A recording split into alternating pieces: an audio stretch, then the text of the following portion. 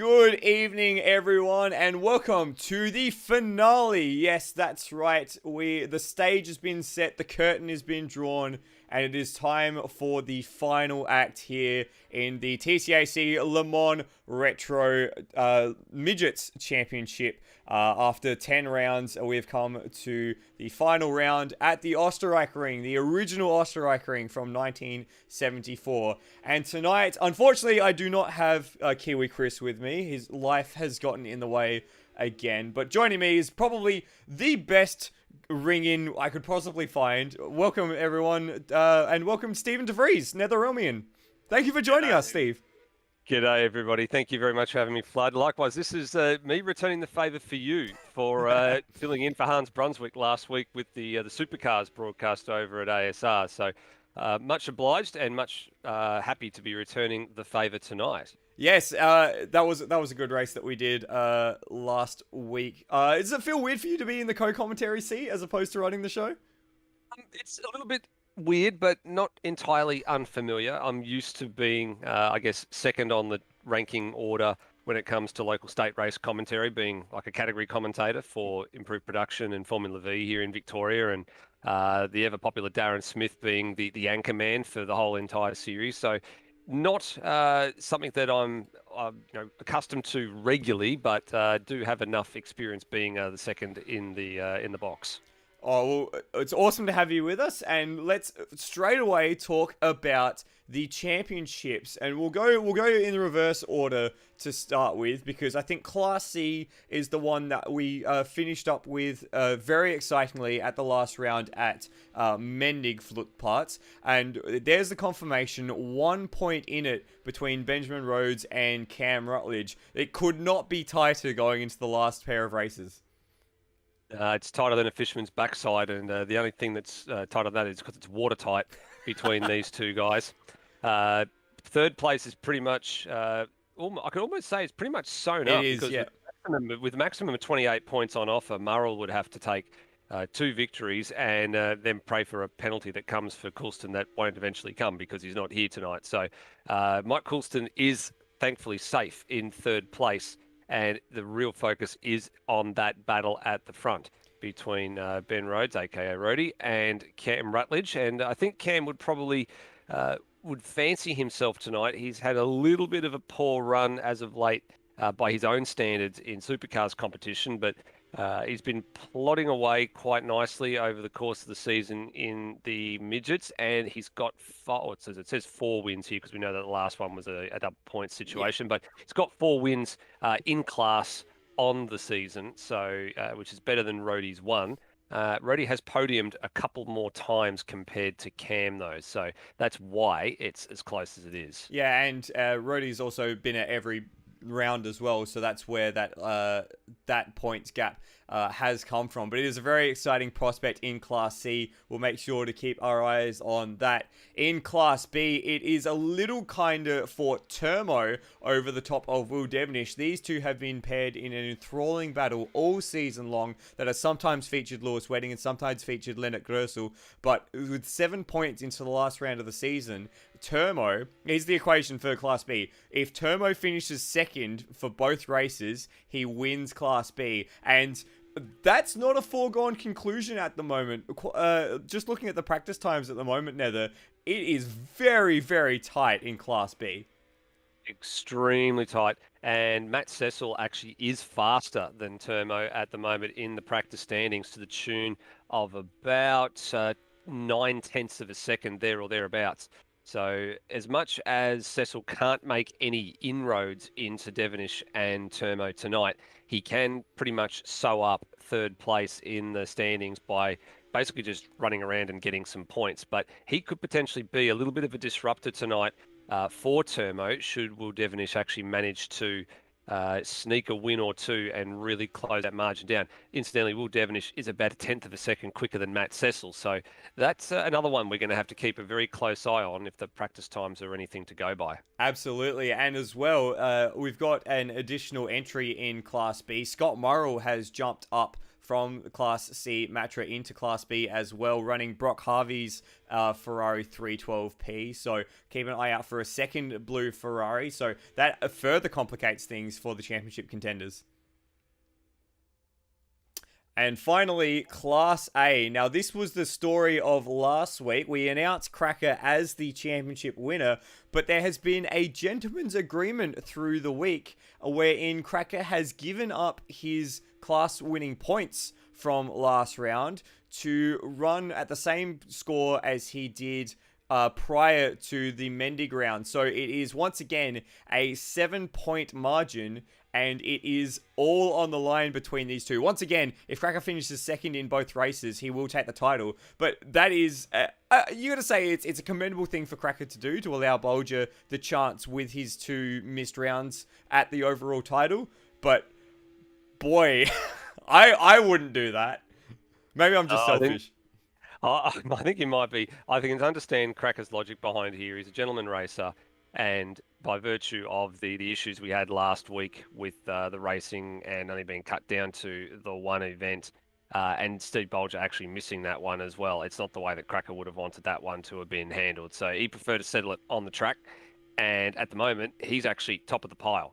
He's top of the pile by 0.2 of a second in practice, with Steve Bulger still taking a little bit of time to acclimatise and find his feet. So that might take a little bit to adjust to over the first race, but Bulger's definitely got to put in a race-winning performance in class in race 1 to keep it alive. Absolutely right. And we have seen Bulger do very, very well. But the problem for him is going to be this track. And let's have a bit closer look at this track. This is the Osterreichring in its 1974 configuration. This track is very fast, it is very flowing, and it has a big penalty for those carrying extra weight. Tonight, we've changed the format tonight. That was a late change as well, just to encourage a few more people to stick around for the night. Qualifying standard 15 minutes and then 2 20-minute races as opposed to the single 50-minute race. Steve, this is a beautiful track to race these cars at. It is a fantastic track, and it is steeped in history. This, of course, was the circuit that was configured and built back in 1969 as the replacement for the Zeldweg airfield circuit, which was very, very bumpy and hosted a 500-kilometre endurance race back in the days, and promptly that got doubled when we came to this circuit in 1969 because the tarmac was just so smooth. You actually see it in the game tonight. There's minimal bounce with these cars. The only bouncing you do is if you actually go off the circuit. And this configuration was run all the way through until 1977 when they actually changed the first corner to be an S-bend or a chicane, because they just go absolutely belting through that first corner at breakneck speed and then up the straight to the third, which essentially is the third corner on the circuit, and then up through the hills. This layout looks very, very similar, of course, to what it looks like in its current guise today, which is known as the Red Bull Ring. Still maintains some of those critical elements, the elevation change, part of the infield circuit. It's just had a lot of reprofiling over the years and had a lot of time spent, I guess you can call it in the railway terminology, mothballed, and then had to be rebuilt sort of back up over the years, with a lot of breaks in between all the racing that went on over the better part of the last 40-odd years. Yeah, it's actually had 2 very significant breaks in its history. Of course, the first one being before the A1 ring, and where they rebuilt the shorter version of the track that we use today. And then even then, that was used until 2003, and then it was only in 2011 that it actually got rebuilt into a modern facility that we know and quite honestly love today. I think it's one of the best purest racetracks that the modern calendar goes to, because it has so many of these classic elements, the long flowing corners, the dramatic elevation. It is just a beautiful track, and of course nestled into the Spielberg Mountains, it is incredibly picturesque as well. Yeah, into the Styrian Hills, and it's ironic that we're in Switzerland, we're in the Styria region, and when we're in Switzerland, we're in Austria. Austria, sorry, my bad. Oh, I'm getting confused here. It's ironic that we're in that part of the world, because there's actually so many sort of great race drivers that are in this part of the world. that have come along and graced this circuit. I mean, Switzerland is not that far away from Austria, and we look through the list of cars and drivers that have actually graced this circuit in this sort of these sorts of cars, obviously in the bigger format. Porsche dominant here over the years, actually from the late 60s before it moved to the Osterreichring. They basically had won 5 out of the 6 major endurance events that had been taking place across the Zeltweg and the Osterreichring. Joe Seifert, the perennial one who actually won 3 in a row, was the Zeltweg 500, and then what was the 1,000 kilometer race at the Osterreichring. He's very, very talented and probably well known in a lot of endurance racing circles as well. Yes, absolutely. He was one of the drivers for the John Wyer Porsche 917 squad. 7K, and before that the 917, the winning 3 times in a row from 69, 70 and 71, and that was before Ferrari came along with Jackie Ickx and broke the stranglehold in 72. Yes, and that was, of course, if you've been watching our features throughout the season, that was due in part to the change in regulations outlawing the 917 and the Ferrari 512S from regulation. Actually, an interesting note, the Zeltweg 500 was the 917's first race win in 1969, before the upgrades in the off-season to the 917K, which, as we all know, completely changed the face of sports cars. So the grid has just ticked over from the practice session to qualifying, so we'll very shortly be able to bring you qualifying. Have you been keeping up much with this season so far, Steve? Have you been keeping track of the results and watching things as they've been going on? A little bit here and there. I must admit I have missed a couple of rounds. Just there's been a few things going on. There's been plenty going on. There's been plenty going on. That's what happens when you have a household full of females. There's always something going on, especially when 2 of them are 3.5 and under. So there's always something going on. Been keeping a little bit of an eye on things. There have been a couple of naughty boys that have done a few silly things, but mostly the field has been relatively well behaved. But that could all go out the window here tonight, especially with these high-speed bends and the wide-arced parts of this circuit that we can see 2-3 cars wide going into some of these corners, especially at the race start. The race start's going to be critical. And it's that long run. I'll just bring the track map back up again. It's that long run.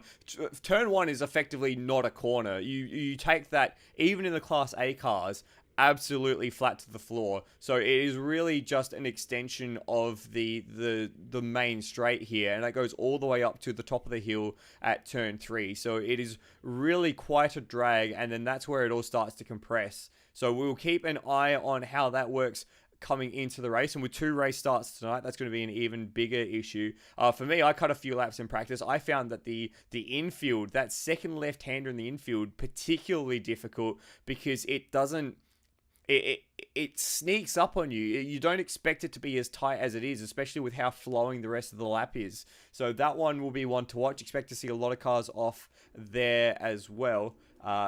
But we've actually got a healthy variety in the grid tonight as well. Normally we see a glut of Class B and a few smaller entries in some of the other classes. But we'll just head into the server now as we see some of the cars demonstrating their best efforts into the wall.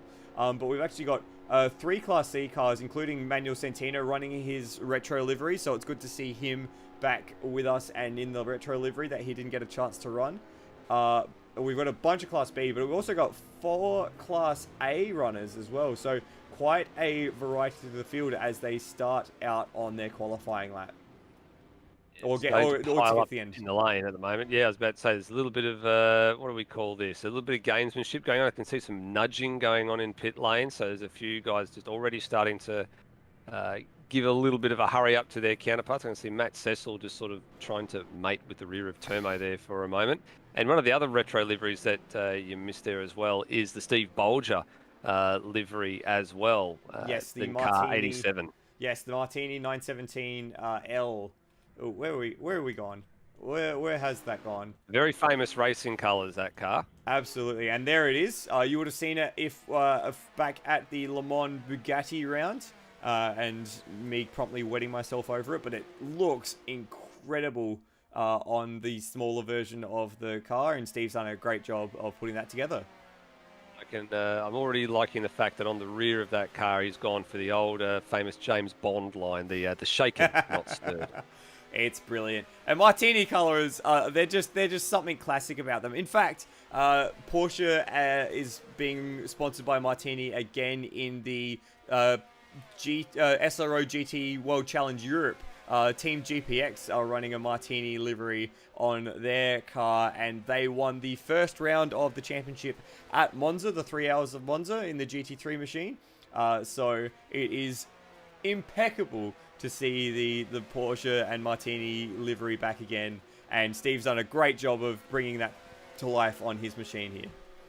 It's good to see that Martini are back into it as well after quite a number of years out of the sport. I mean, they came back into Formula One with the Williams One team as well, which those cars actually looked really nice when they first came back in. And the only reason I think, from what I understood, that they were forced to exit Formula One was because the drivers that they had picked for the next season were actually under the legal drinking age. So the sponsorship was a little bit of a problem.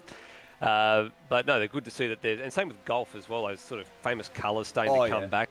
I think a few teams are just starting to realise that some of the old retro liveries are starting to make a comeback. It's like everything that is old is new again. Yeah, and it not only brings a good dosing of nostalgia as these guys start their first flying lap, and you can just see the incredible pace that they take through turn one. It's a good dose of nostalgia, but it also pays a good homage to the history and the success that these teams have had in the past.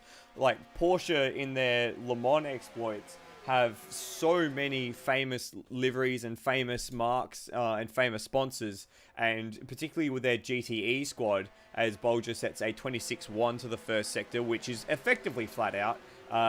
They've done a good job in reflecting those successes on their modern machinery, and you know, the merchandising ability of those guys is just incredible, to be honest.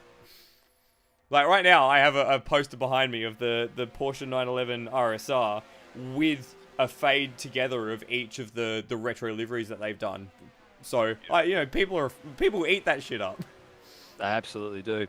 Going to use one of your lines here that you often use in our GT3 commentary. We're going to refer to the timing sectors throughout the course of the lap. So, the sector one split, you saw Steve Bulger pull up in about 25.7, came up just before he got to the braking zone for turn 2, and then turn to sector 1, and sector 2 takes us all the way through the infield, through the double left-hander, and on the exit of the double left, just before they go to the right, is the second sector timing intermediate, which is coming up just about now, and Steve's gone back to the pits.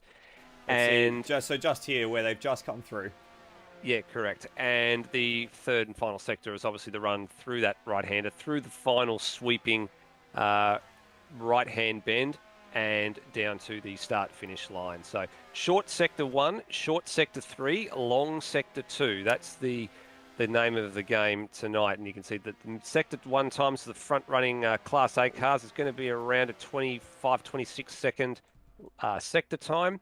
The middle sector is going to be at close to a minute in a number of cases, and very, very similar sector 1 time to sector 3 for the laps. Sort of looking at the lap times, I think they're going to be sort of about a 56 second, 1 minute 56 is probably the aiming point that everybody's looking for in qualifying, which Cracker's currently got at a 50, just under a 56.7. Yeah, and Cracker was the fastest lap time in practice as well, so he really has this 917 hooked up for this track. We're riding with him now, and it is a bit of a terrifying prospect. Can you imagine in the full-fledged version of these cars taking that first corner at something like 320 kilometers per hour? It is terrifying just to think about. It's terrifying to think about. I agree with you there. I wouldn't want to be a pilot in these cars going around at that speed at that particular part of the circuit. But, no way. No way, Jose. It is a very interesting sort of setup with the sector times here, though, because, as you mentioned, that first sector is effectively flat out, and then the middle sector is the one that has all the corners, as Cracker just takes a little too much speed into turn 4 and just tags the wall on the outside.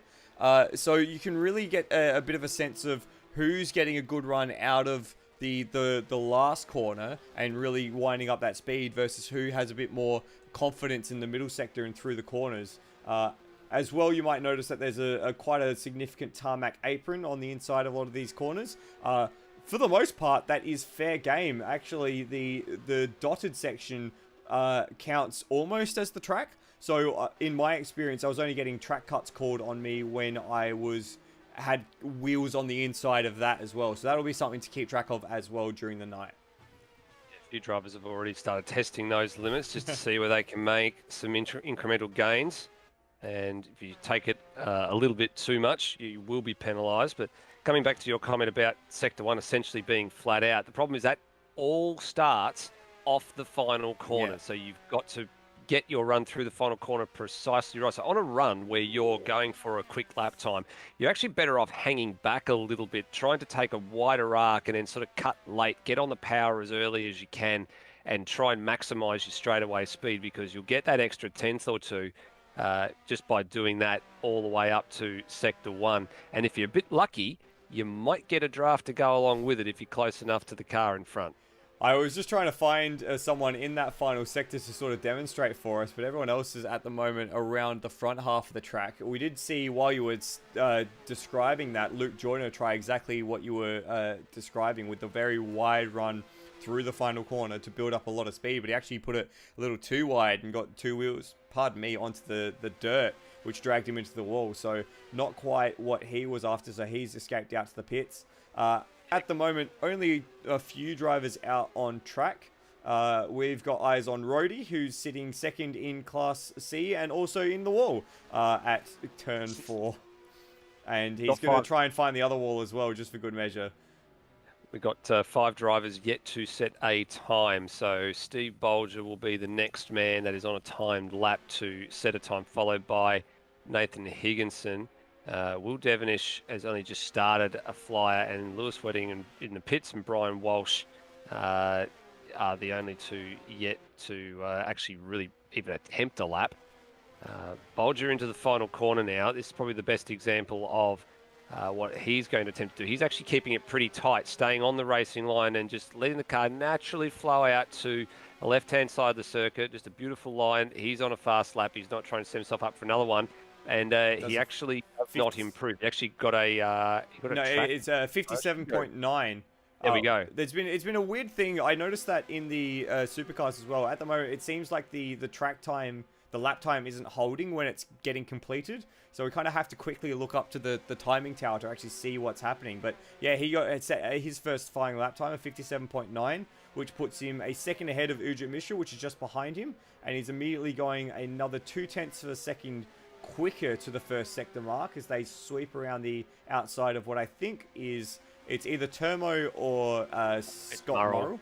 Yeah, he's come to a stop and he's actually gone back to the pits. There was a yellow flag very briefly there, and as this Morrill stopped to the inside of the circuit, so he's well out of the way. Oh, and we've got a new person in second place, and this is Higginson. A little bit of a surprise. It's Nathan Higginson, yeah. So Higginson was one of the quicker guys in practice. He was very much on the tail of Cracker in the practice session, and he's doing very well again, up 0.2 on his PB to the first sector mark. And he could potentially be the fly in the ointment here. He's really got this Lola hooked up. And if he gets involved in the championship battle, it could be drastic changes at the top of the championship. Well, it was only a 10th away from Cracker's time to the first sector marker, so he really did run quite well through the first sector of the course. He's a little bit of a squirm under brakes here, and he's a little bit wide of turn 3 down here as well. That might cost him a little bit more street speed, but he cuts it back as early as he possibly can for the run down to the infield section. But is there an invoice to pay for that little mistake under brakes? He's really wringing the neck of car 00 at the moment. He's working it very, very hard. It's just almost see him soaring at the wheel through that section. He backs it in once again. Slide. Oh, too big a slide. We've seen it from Higginson before. He can really ramp it up, but he does love to back it in, and sometimes that comes back to bite. Here's the Class B leader at the moment. This is Will Devonish, just coming through turn 4. So he's actually gone out and set a lap time. In the past few weeks, he's actually tried to do the back of the field challenge and not set a lap time and then just come through the field. But I think with Turmo out ahead of him in the championship, he really wants another championship under his belt after he's got his first one, doesn't he? Yeah, he definitely does. He's been a bit of the man we call always the bridesmaid, never the bride in a lot of the ASR and TCAC series, and he's finally got the F3 title over at ASR under his belt in the casual series a little bit earlier, and he wants one of these main game ones, one of the big ones that he's been trying for so long to try and get, and this is probably one of the best opportunities he's had to do it, but he does trail in the championship at the moment, so needs a good result, and is currently the Class B leader in qualifying, and just bringing it right out to the outside of the track. And as he comes to the line this time, it is no improvement, and he's only got 3.5 minutes to go again. So he's committed now. If he goes into the pits, he'll only get one more flying lap. So if he butchers this one, he could almost kiss any further improvement goodbye. But remember, each of these classes are only scored against their own class. So while he has the Class B lead pole position at the moment, that's good for him in terms of separating himself from the rest of the Class B field. I mean, he's up to the first sector mark as it is, and he's going to have a nice tow from Cracker, who's just come out of the pits, provided, pardon me, Cracker doesn't step out of the way. But he's got the advantage at the moment of having two Class A runners separating him from the rest of the Class B field. So he's got Steve Bulger 300ths behind him, and Ujit Mishra, who's just improved to a 158.1, another 0.2 further back. Devonish has been following Cracker all the way along the back straight, so that tow has really been working well, and now Cracker steps aside. And we'll get a read on Sector 2 time in about 10 seconds or so, I think. Much more tame through the infield part of the course compared to the double O car when we were following Higginson through this section a couple of minutes ago. Yeah, I think you can describe Higginson with a lot of words, but none of them would be tame. No, yeah, well, exactly. The flamboyant is probably the best explanation that I'd use for Higginson nowadays. Interesting. I think he models himself on Brenton Foley. Yeah, absolutely. Devonish not improving to the second sector mark, so he's that help from Cracker, that tow from Cracker, didn't really help him all that much as he comes into the final corner. And it looks like someone's just kicked up a little bit of dust ahead of him. Looking a bit further to see who that would have been. That would have been Scott Murrell, and he's on his last flying lap as well. So Devonish, no improvement, and everybody now on final lap. So you've sort of got to, if you're coming to the line in the next sort of half a minute, you'll be in a position to have one more roll of the dice. So we're just picking up Turmo and Steve Bulger here as they come through the final corner. Turmo, we saw 7,000ths down in his personal best. Bulger, I think, not too far away either as they come across the line to start their final flying lap with a minute left. A minute left? A minute left. Yep, minute left. Yep. And Turmo's thrown it away, well. So Turmo's straight out of the mix. All right, and we've got another lap being started by Ujit Mishra as well. So 50 seconds now left on the clock. And this is interesting. Steve Bulger and Nathan Higginson. Higginson's giving Bulger the hurry up. This is the one of the championship contenders here, and Higginson's really not paying him any respect as he goes down the inside at turn 3, all while Bulger's on a hot lap. Yeah, there's no friends out there at the moment. They've all got to find a bit of track and a bit of space to get the job done, and sometimes it looks like a gentleman's agreement sometimes in Formula One circles, but no such agreement tonight. There is a car that's going to probably be lucky just to get one more lap. It's the red machine belonging to, I missed out on that one there, getting across the line just for a couple of seconds before the checkered flag comes out. That would be Luke Joyner, who's Correct, just crossed the line in the 312P. So he was lucky to get another lap. Rutledge has given up the ghost. Here come the first lot to the line. And Devonish is skating along. He's not going to improve. Neither is Cracker. And we've got a car in the fence at the final corner as well. Lewis Wedding's come out for a flying lap and goes P6. That's pretty impressive from Wedding, especially on one lap. That looks like it's Scott Morrill who's just collected the wall at the final corner, so he will not improve. And we've just got the stationary cam pointed at the last corner. We're waiting on our next group to come through. Possibly... Orjit Mishra will be the next one to come across the line. He's coming to the final corner now in the 111 entry. And then behind him, Lewis Wedding had already crossed the line, and Luke Joyner and Matt Cecil. So those are the three we're interested in for last improvements. So here's Mishra. He comes across the line and doesn't improve. Now Joyner's just coming up to the Sector 2 split right about now. And his Sector 2 time puts him against his own PB. We're just waiting for it to come up now. He's actually up by nearly 2/10. Which would be enough to gain position. Put him ahead of Wedding. Yeah. Correct. So this would be an advancement to row 3 for Luke Joyner if he can improve. And we've got Matt Cecil just behind him as well. He's not improving at the minute. He's about 3/10 down on his personal best. Yeah, so he needs a ripping final sector if he's going to find any improvement. But for Luke Joyner in car 7, it is an improvement. He found another half a tenth in that. So he actually was 2.5 tenths up at the end of the day, and Matt Cecil gave it away.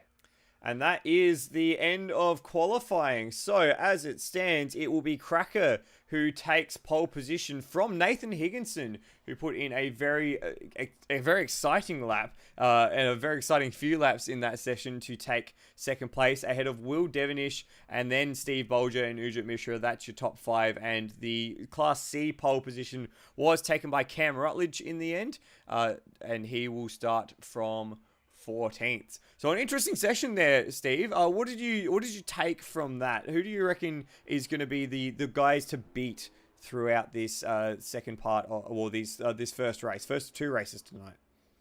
So I think Cracker is looking very, very good for Class A. So he's dominated the practice session. He's dominated the qualifying session. Comfortable margin in the end. So I don't think, unless he makes a terrible error somewhere along the line, maybe if he gets caught out in something at the start of the race, he might be a safe bet for Class A.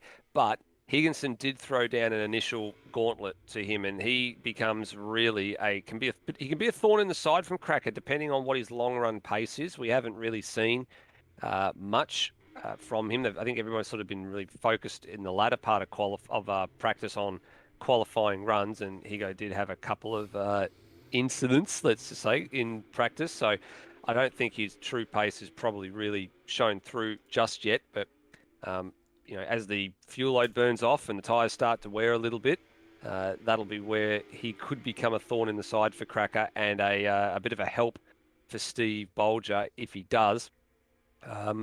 Will Devonish is ticking all the right boxes in Class B at the moment. Comfortable margin over his nearest competitor. Termo, I'm actually a little bit disappointed with where Termo was wound up in qualifying. I thought he would have probably he definitely would have liked to have been a bit further up the field, but some 1.1 seconds off the pace of Will Devonish. And on top of that, with another 4 Class B cars in between him and Will Devonish, which is the heaviest loaded class here tonight, Class B.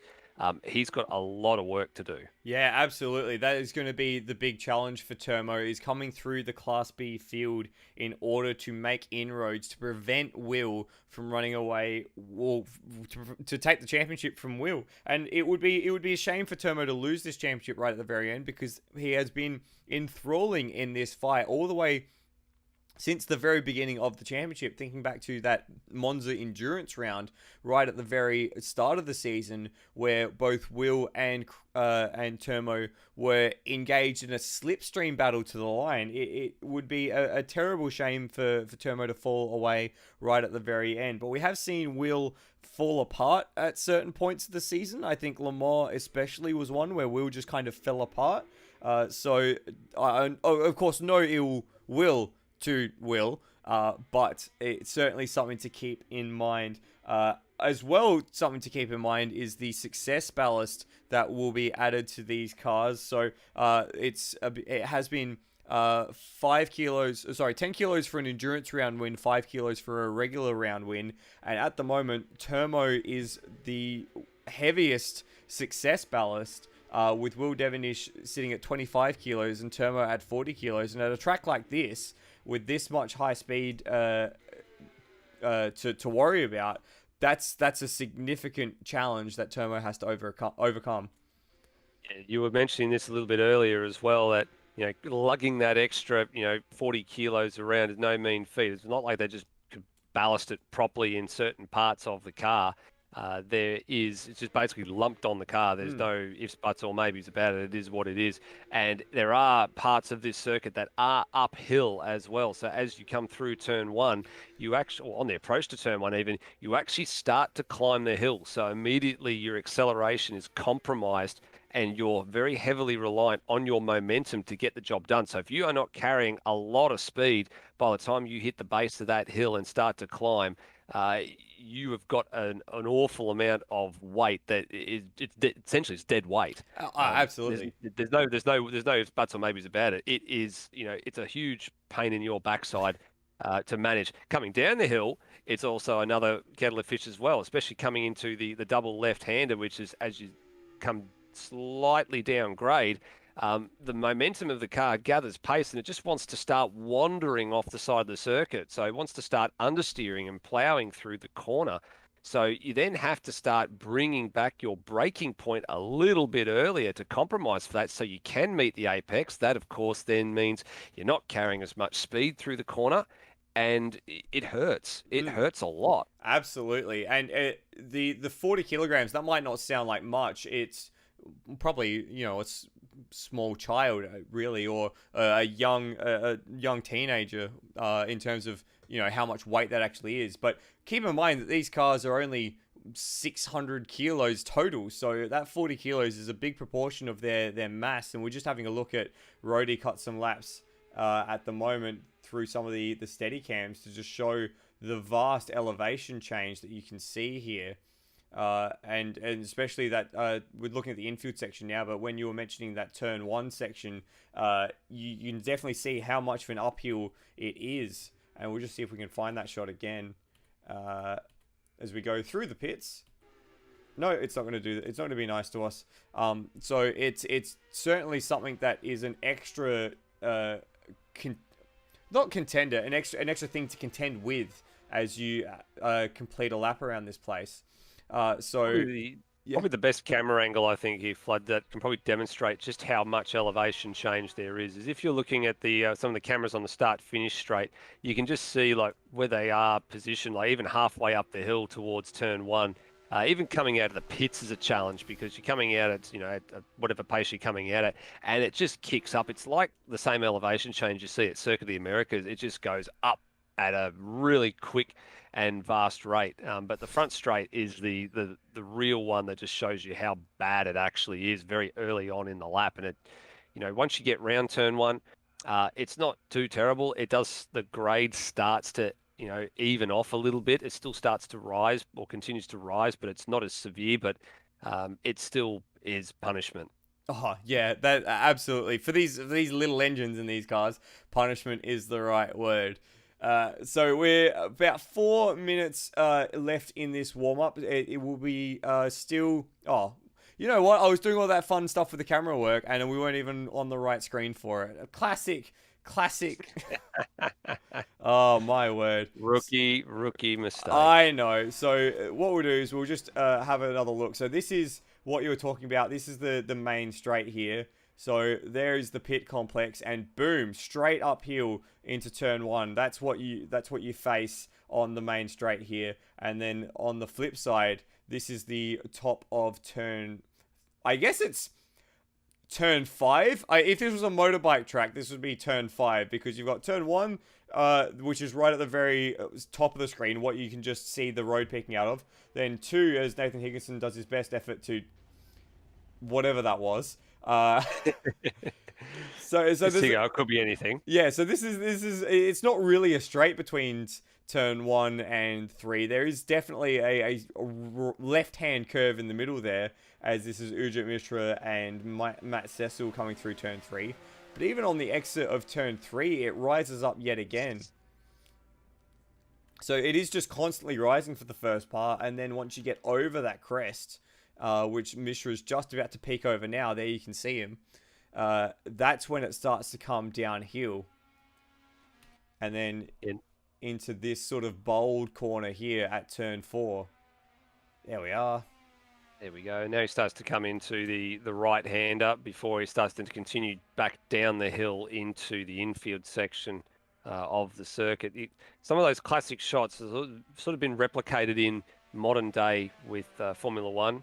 Of course, the curves in the straights are not as severe compared to what they are in this one. They're sort of very slight bends nowadays. It's had a lot of reprofiling, as we said, over the years, and resembles sort of carries the same general shape that it did when it was first constructed in '69, but in a much more modern format, much more of a stop-start circuit at certain parts, such as turn 1, turn 2, not as high speed as they are here. And then the rest of the lap still very, very flowing, and still retains a lot of that character in modern day life that it did 40 odd years, actually more than that, 50 odd years ago now. Yeah, it's surprising. This is 50 years ago that these circuits were in their use in this sort of format, or 47 years ago. The reason that these corners have been reprofiled and changed has been due in a large part to safety and trying to reduce the speeds to the point where they can be safely managed by a lot of cars. Because, as you made mention, even in the 1970s, this corner here, Harlicht, was changed into a chicane because of a massive accident for Mark Donohue, an American racer who actually lost his life crashing at turn 1. So they actually reduced the speeds quite significantly by turning into a chicane effectively. Because this was kind of a period where race safety and driver safety started to become a lot of a bigger deal. We kind of come through the 60s and the very early 70s, 71, 72, with so many driver fatalities and so many high profile driver fatalities. You know, we've talked about in our features, you know, Jochen Rindt and Lucien Bianchi and the Rodriguez brothers, and Joe Seifert was another one who died in a race car, and Nino Vaccarella, and so many of these big high profile drivers who passed away due to accidents that in more modern machinery, sure, but in machinery that was a little safer, may not have died, may not have sustained such big injuries. Yeah, spot on there. And of course, the last corner on this circuit, named after one of those drivers you just mentioned, into Jochen Rindt, known as the Rind Curve, in this edition of the circuit. And there's a couple others that have had over the course of time, and many circuits named after many famous men that have graced some of those circuits as well. And speaking of the safety aspect as well, I guess it wouldn't be a safety thing when we mentioned the passing of the recent Max Mosley as well. Is a very big advocate for safety, along with the likes of Dr. Sid Watkins and co. Done an awful amount of work to continue to evolve those safety standards. Yeah, absolutely, and a commendable amount of work has been done over the years to make motor racing safer, and it is a testament to the much significantly reduced rate of serious injury and fatality in motorsport, that we have all this safety, and that these drivers can drive on the very edge of adhesion, the very edge of what is deemed sane, and come out the other side mostly unscathed in a lot of cases. So it's been a very important changing of the guard, and a very good one over the last 50 years. But we are straight into the race now for race 1. So all that safety stuff's out the window. It's time to just go fast and enjoy the race. So as the field finishes gridding up, we are on the way for our formation lap. And Nether takes away. So Cracker, dominant pole position for the 917 in Team Wildcat colours. 156.649 was the pole time for Class A, and thoroughly deserved. He was nearly 0.8 of a second ahead of the green and white machine belonging to Nathan Higginson, car 00. And that's a commendable performance from Higginson as well. Probably not expecting to get a front row, and he's done very, very well and might yet be a thorn in the side for Cracker in this 20-minute race. Will Devenish has the pole position for Class B in car 15. 157.9 for him was the pole time. And he shares row 2 with Class A's Steve Bulger in the Martini colours in car 87. Urjit Mishra in the 5112 for Wildcat with the Singapore Airlines sponsorship, the blue and gold machine, car 111 in position 5. He's also in Class A, so that's 4 Class A cars inside the top 5 on the grid order. Luke Joyner, car 7 for the Rob Harvey Motors and MHRT in position 6 in Class B. Lewis Wedding, who had that really good flying lap late in the session, just the one flyer in car 29 in 7th position. Matt Cecil for the AP Sim Sport. He's aboard, what was that, the Ford GT 40 there in car 23 of AP Sim Sport.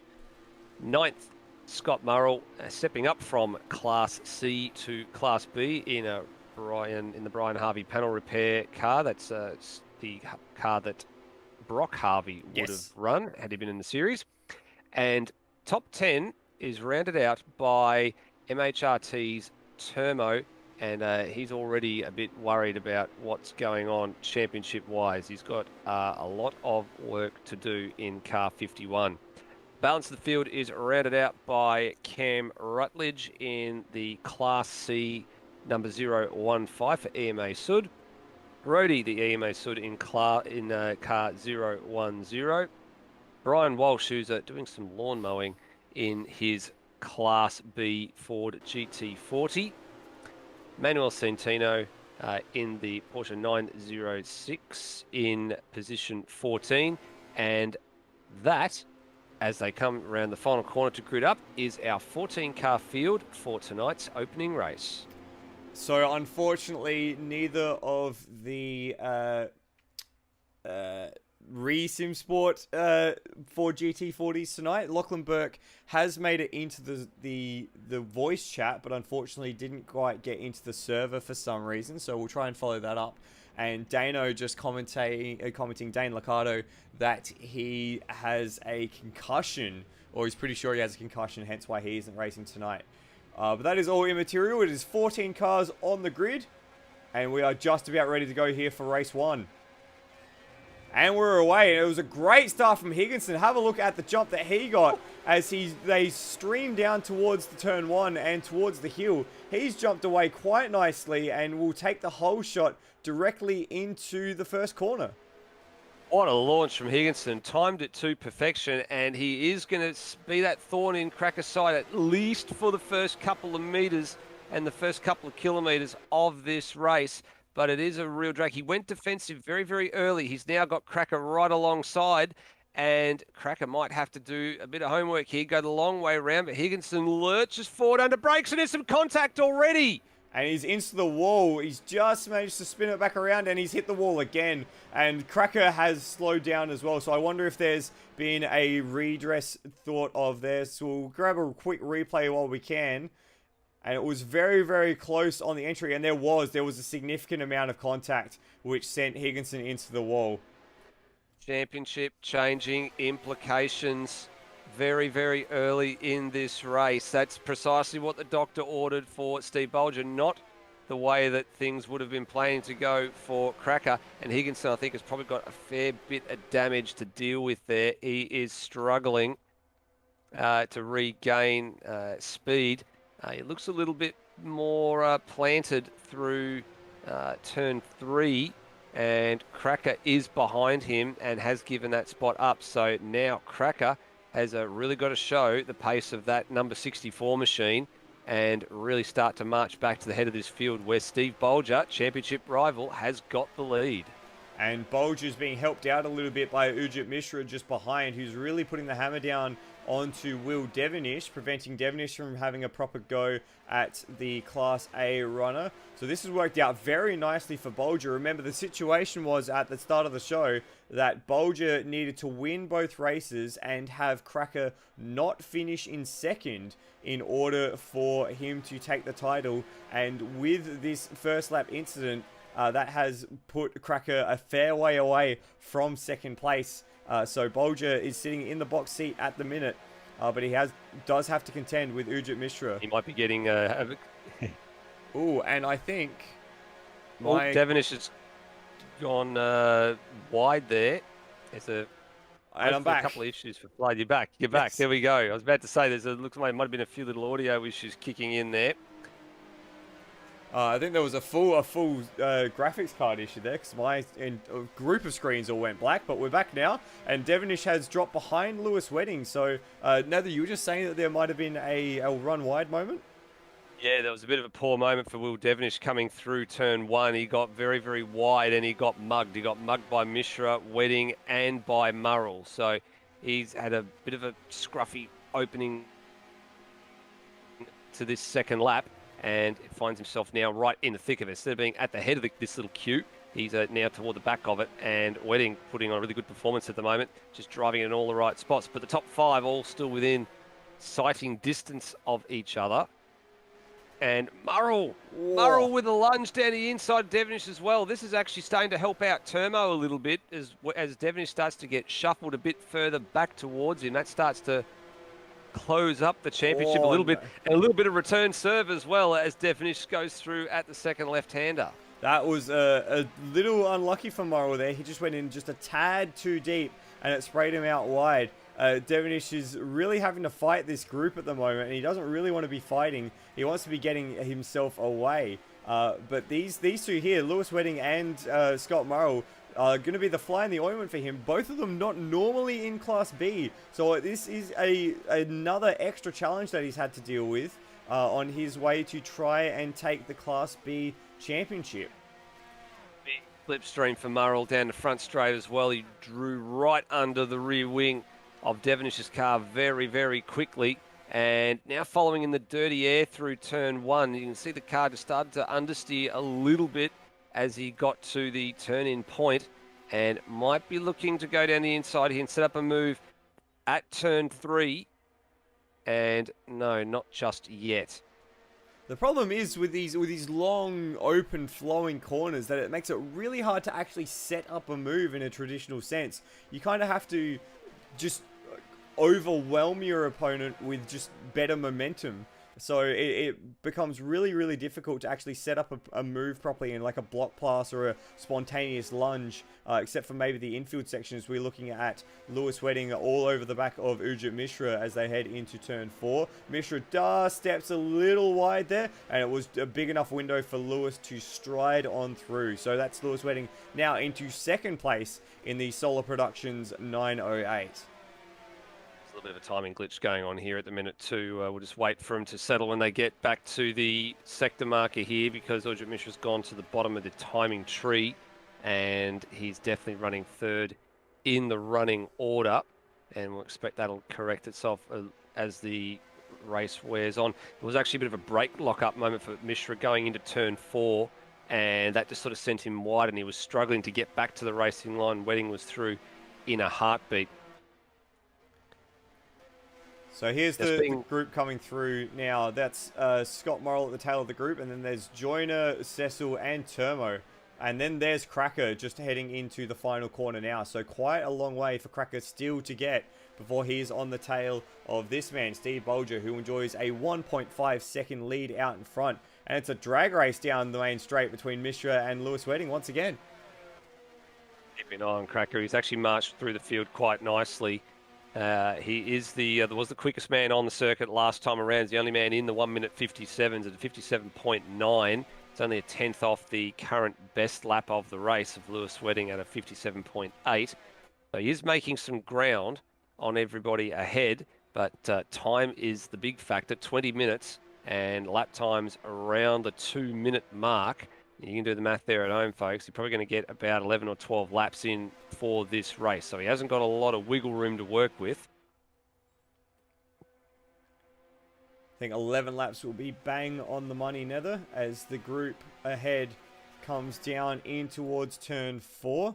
And if you're seeing just a little bit of streaming hiccups, I am just trying to get my head around why that's happening, but hopefully we'll be back on the normal streaming pretty soon. In the meantime, it looks like Morrow's having another dive to the inside of the corner on the infield, the first of the left-handers. Doesn't quite get it done, but does hang Will up a little high and dry. And Will makes a mistake. He blocks the inside left, heading into the second left-hander. That's going to let Scott Morrow through, is it? They're going to go side by side through the right-hander. That takes them back into the final corner. And yes, Morrow's just snuck ahead. He's just dragged that car ahead just for a brief moment, but he's on the wrong part of the circuit.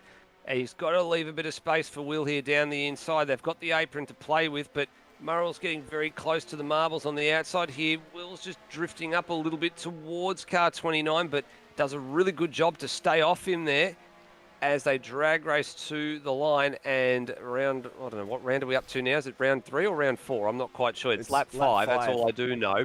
So it's round 4 probably between these guys. They have been going at it since lap 2. And this time, a little bit wide for Will again there. I'm not sure if there was if Murrell's car just drifted a little bit wide and Will's caught out on the wrong side of the track there. But that would have been another hairy moment. That's the second time Will's been out that part of the circuit in the grass. And he made contact with the wall there, and it was significant contact. You can see the big dent in the side of the car. Let's have a little bit of a look, and we'll just see if we can scroll it back quickly and see if there was contact or squeezing. There wasn't. No, actually, he was behind. Yeah. He just plumb understeered straight on. So that's a driving error from Will Devonish. And that was what I was saying earlier about Will sometimes just losing his head. He just loses a little bit of concentration. He's made the move back around now, but he can just lose concentration at just an inopportune moment, and all of a sudden it can fall apart very quickly for Will. And we're almost at half race distance, and if he wants to ensure that he's right in the mix for this championship, he's got to make sure that he continues concentrating for the second half of the race. Now, Luke Joyner's been forced to pit here, so he's dropped all the way down to the timing screens, and he's actually, I believe, he's going to, he may go a lap down depending on how things pan out for him, but that has actually given a spot to Termo, a much-needed spot to Termo, to keep this championship ticking over. So he's up to 7th, but it will become 8th because Cracker is right behind him, continuing to march through the field in car 64. And Termo really needs to hang on to Cracker's coattails when he does get through, because he has been losing touch quite rapidly over the last couple of laps to Matt Cecil. It's to the tune now of about 0.8 of a second per lap. In these cars, that's a lot. Absolutely. Of course, it doesn't matter for Termo that he gets passed by Cracker because they're going to be scored separately. But as you said, if he's able to jump into the toe and just ride the coattails for a little while, maybe get himself dragging up to the end of Matt Cecil using the 917 as a bit of a bridge gap, that would be very, very helpful for his championship challenge. As it happens, though, Cracker's passed him at probably the fastest part of the track and has just been able to breeze on by just a little bit, so hasn't quite worked out. Yeah, he's gapped him quite quickly as well, so that hasn't worked out for Termo. I mean, essentially what I think he'll be looking for in this championship fight is catching up to Matt Cecil and getting past, then hoping that Will Devonish is beaten by Scott Murrell in Class B in this race. I think that's probably the best outcome that he'll be hoping for in the remaining 8 and a little bit minutes. And this battle between Will Devonish and Scott Murrell still rages on. They were effectively bump drafting in towards turn 4. Will's got a few car lengths on Murrell now, though.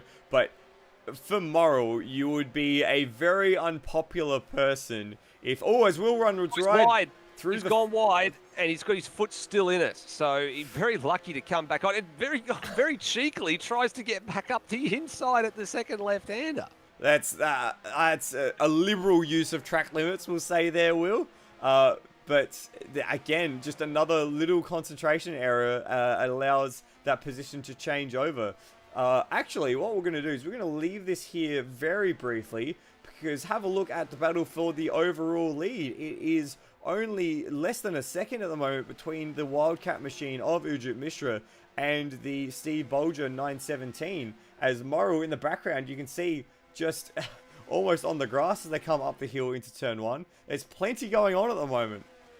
There's a lot going on as Devonish still applies the blowtorch to Morrill, but you're right, Mishra this is probably a really commendable performance to hang on to Steve Bulger. He was 0.4 of a second quicker last time around and currently has the fastest lap of the race at 1 minute 57 flat.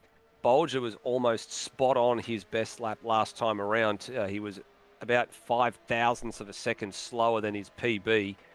So he's doing some nice consistent laps at the minute, but he's going to have some company in a minute. It's going to be very, very close as we head towards the deep into the second half of the race. Bulger, then Mishra, then Lewis Wedding in a little bit of no man's land. And then here's the battle between Morrill and Devonish side by side once again. There's Matt Cecil, then Cracker, and then Turmo. And there's a little bit of a gap behind Turmo to the top of the Class C runners in Roadie. But we'll check in with Roadie a little later because our eyes are still glued to this battle here between Scott Morrill and Will Devonish. They've not had more than, 3 car lengths between them over the past 5 laps? They've basically been joined at the hip like an umbilical cord's joined from a baby to its mother. These two, it's like they're like an elastic band between them. They get close together and then it stretches out and they just get back close together again. It hasn't wavered from about 0.2 of a second over the course of the whole race just about. They've been like stuck together, lockstep, every part of the way. And this is like a good old-fashioned street fight, isn't it? It's going all the way right to the line, I think. Absolutely, and this was how it used to be back in the 70s as Morrill runs a little wide through the final corner, and he's gotten onto the grass, and that's a hit on the wall, and he's going to spin as well. Oh, no. Right. He's on a 360 and almost in the pit lane, and that actually drops the spot to Matt Cecil. Cracker goes on through. Can Turbo capitalise? Can this be an important piece of the puzzle for Turbo? He needs this spot, but he's not close enough to get the spot away. But he's going to have a full head of steam all the way through to turn 3. So while he's not quite there yet, that number 51 car is going to have a big pace advantage. And Morrill goes defensive straight away, goes to the inside, and Turbo is just going to... Is he going to get there? It's going to be very, very close. Morrill's just going to hold on as they head into turn 3. Be careful about sending it to. Remember, he's got that extra weight penalty as well, so the weight's hurt him a little bit in that case too. He might have been coming with a full head of steam, but Morrill was very quickly able to get back up to racing speed and fought any of those attacks. We've just caught Nathan Higginson just plow into the back of our Class C leader in Roadie, and that sent Roadie spearing towards the inside on the roll hoop as well. What has gone on there? Now this is coming out of turn 1 and the drag race up to think. Oh, I know what he's tried to do. He's tried to get a bit of a slipstream. And he hasn't timed it, and he's just nerfed him into the outside wall on the run to the kink at turn 2, and that is a major catastrophe for Roadie. We're just catching a replay on screen now, and that is a massive, massive accident, and Higginson has dropped behind Roadie once again. I'm pretty sure Roadie will be very happy to let Higginson pass. But importantly, that's actually... And Higginson's actually DNF'd from the race. So that's actually changed the Class C leadership. That's now the way of Cam Rutledge. And I was just trying to head back and show that battle because it was a little bit of a battle. They were separated by around a second. But now it's very much 8 seconds Rutledge is to the good against Roadie. So championship changing stuff here at the Osterreichring. Another pass for Cracker down the inside of Matt Cecil going into turn 1. So that's for P5 overall. He's really fought back really well since that opening lap incident with Nathan Higginson. Not he might be within a shot of an overall podium here. He's only got 3.5 minutes to go. Up the road relative to him is Will Devenish to the tune of 2.2 seconds. So it's not insurmountable with the Class A and Class B cars that will be another spot for Cracker. But then the hard bit comes is he's then got about another 3 or so seconds up the road to Lewis Wedding, also in Class B.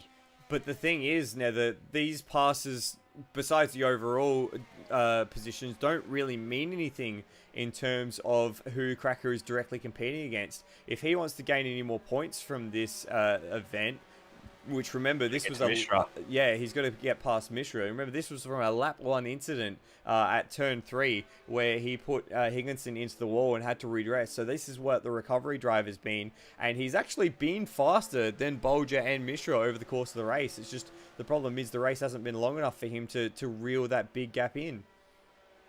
Well, there was 4 Class A cars in the field with Higginson withdrawing from this one. It leaves 3, so this is probably as good as a points haul as Cracker's going to get at the moment.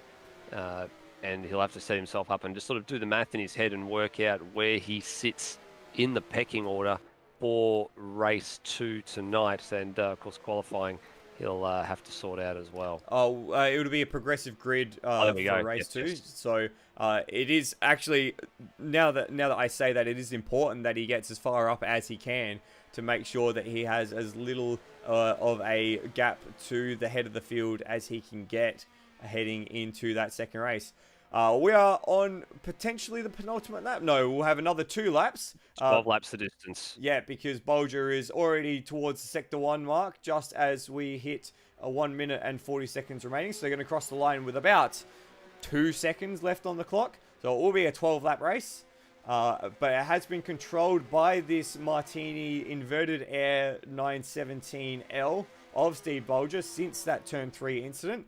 But he hasn't had it all his own way. Ujit Mishra is still sitting in his wheel tracks, a solid 1 second behind.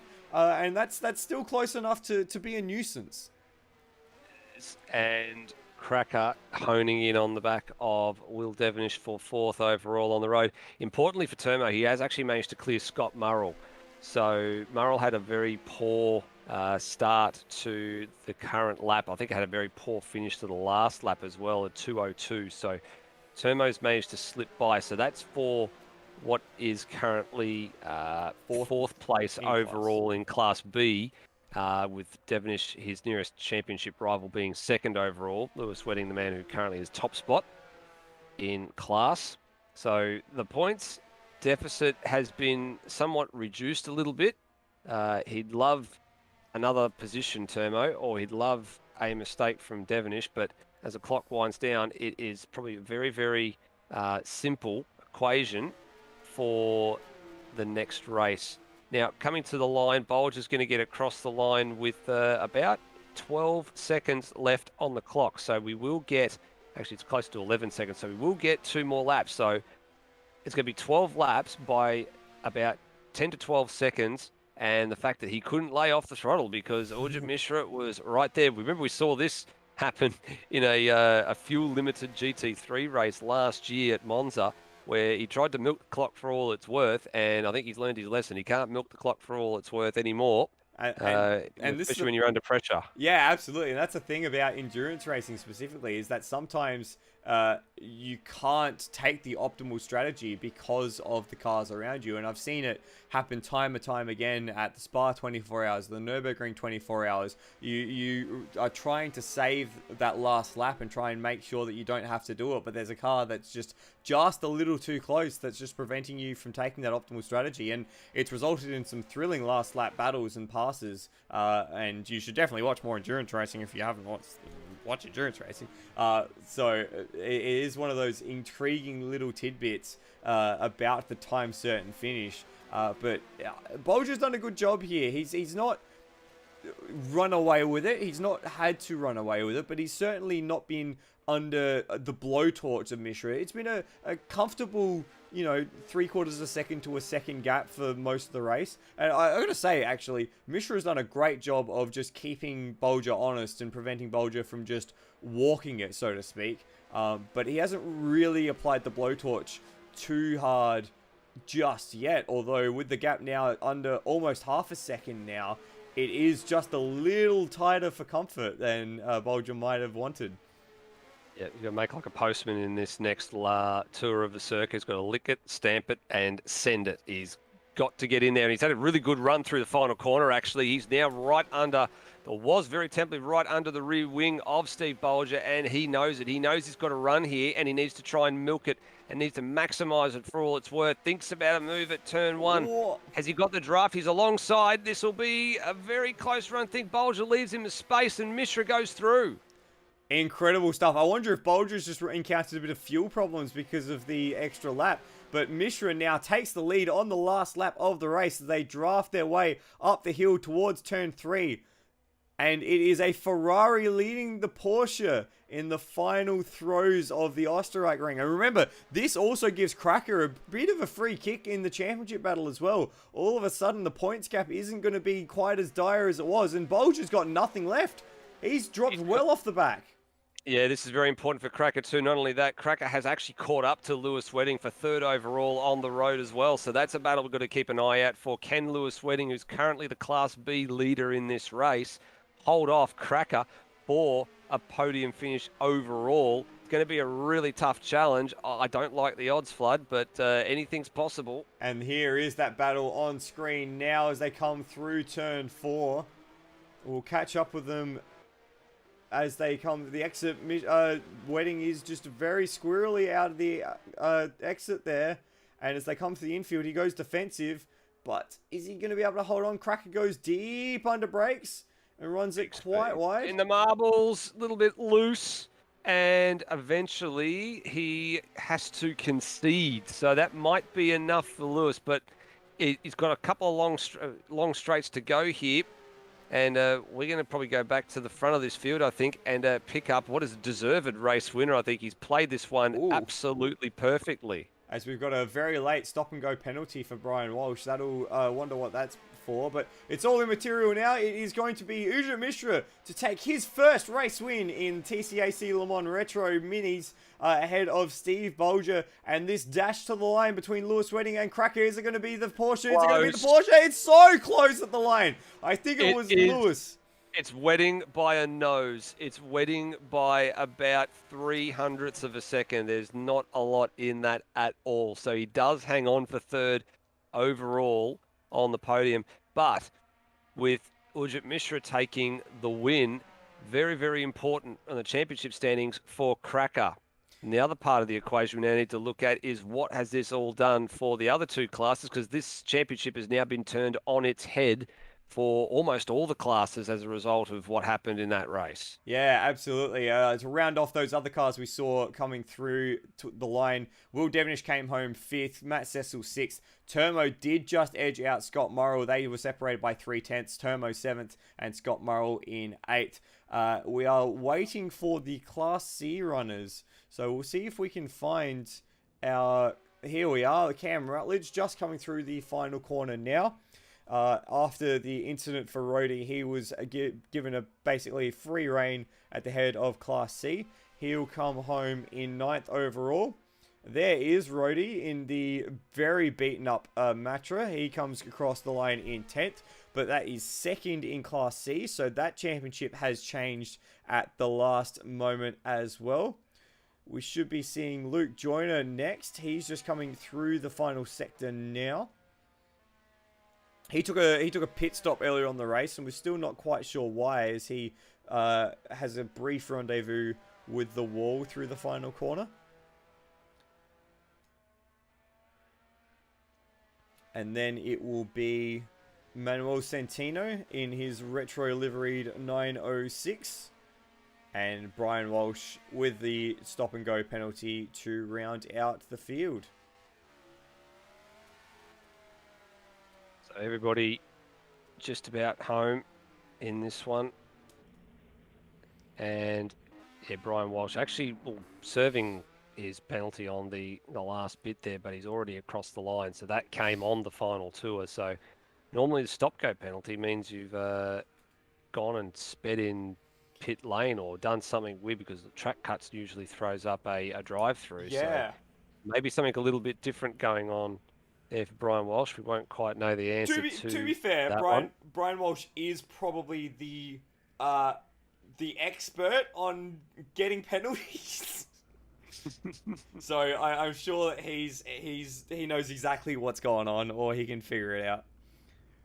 So, an enthralling race for race 1 tonight. Championship pictures changing across all 3 classes, and certainly a lot of intrigue heading into race 2. But before then, we have the finale in our series of Endurance Chat features, and this one is a bit of a special one. Across the course of the last 10 weeks, we've covered drivers who have had success in sports cars, success in Formula 1, success in rally, but no one has had more success in all of them combined as this man. The one, the only, Mr. Le Mans, Mr. Jackie Ickx.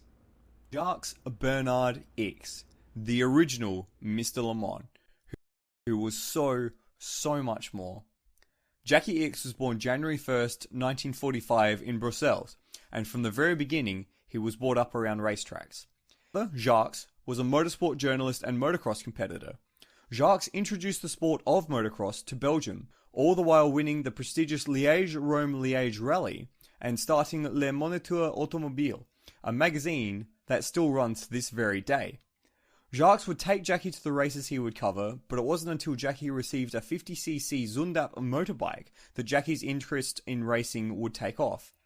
At 16, Ickx won the Belgian 50cc Motorcycle Trials Championship, before going on to win 8 rounds of 13 in his first European 50cc trials effort, taking with it the title. He then moved into circuit racing, tackling a Lotus Cortina to the 1965 National Saloon Car Championship. He made his Le Mans debut in 1966, driving a privateer Ford GT40, which expired just before half-race distance, before taking his first major victory. At just 21 years old, Ickx teamed up with Hubert Hahn in a BMW 2000 Ti and won the Spa 24-hour, the year after his brother Pascal Ickx had done. That drive earned Ickx a seat next to Hahn in an F2 car for the 1966 German Grand Prix, held at the Nordschleife. Unfortunately, lap 1 contact saw Ickx fail to finish after an accident with John Taylor just before Flugplatz, who later died due to his injuries sustained in the crash. Ickx continued to race on, and good results had put him on the radar of John Wyer, who recruited the Belgian for the Ford GT40 squad. Ickx was paired with Dick Thompson, driving a derivative of the Ford GT40 called the Mirage. The Mirage proved somewhat successful, with Ickx and Thompson taking victory at Spa-Francorchamps, while a tilt at Le Mans was less successful, with the engine giving up after just 29 laps. The breakout moment for Ickx came not too long after. Competing in a Matra MS7 F2 car at the Nürburgring Grand Prix, Ickx qualified 3rd overall. However, F1 regulations dictated that Ickx would have to start behind all of the F1 cars. Despite that, Ickx managed to be as high as 5th within only 4 laps of the start until a broken front suspension saw his retirement from the race. This earned him a full F1 debut in a Cooper T81B at Monza, where he earned his first Formula 1 point, finishing 6th. He completed the F2 championship, taking the title, and earned a drive for Ferrari in the 1968 Formula 1 season. Balancing his F1 commitments alongside sports cars, Ickx's 1968 season was defined by his incredible skill in the rain. He picked up his first Formula 1 victory at the French Grand Prix at Rouen in heavy rain, and just to prove it wasn't a fluke, he did the same at the Spa 1000 km at the seat of a GT40. In fact, Ickx's starting lap in the Ford was so incredible that he'd built a 40-second advantage to the rest of the field on 1 lap. Ickx's 68 return featured a 4th place in the F1 drivers' standings and 3 wins on the way to helping Ford secure the World Sports Car Championship for makes. But it was a crossroad for Ickx. Wanting to continue his sports car career and unimpressed with Ferrari's upcoming offering, the 312P, Ickx left the Scuderia after a single season and moved to Brabham for the 1969 F1 season, driving Gulf colours across both his F1 and John Wyer Ford campaigns. It would prove a fruitful change, with Ickx taking 2 victories on his way to a distant 2nd place in the F1 Championship. But in 1969, Jackie Ickx took his first Le Mans victory. Ickx was a key player in two iconic moments in that 1969 race. Firstly, the protest to the Le Mans start, and of course, the thrilling finish, where he and Hans Hermann battled towards the closest competition finish at Le Mans ever. And if you missed our feature on the 1969 race, you can check that one out a little later.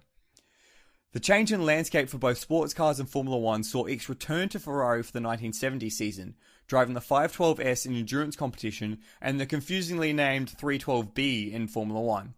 And while the 512 was somewhat under debate compared to the terrifying 917 it was up against, Ickx enjoyed much more success in the Formula 1 machine. The 1970 season of Formula 1 will always be remembered as the only season won posthumously, with Jochen Rindt winning 5 of the first 10 rounds before his death at Monza. With 3 rounds remaining in the championship, Ickx was the only driver mathematically able to take the title from Rindt, requiring 3 straight wins to haul in the deceased driver.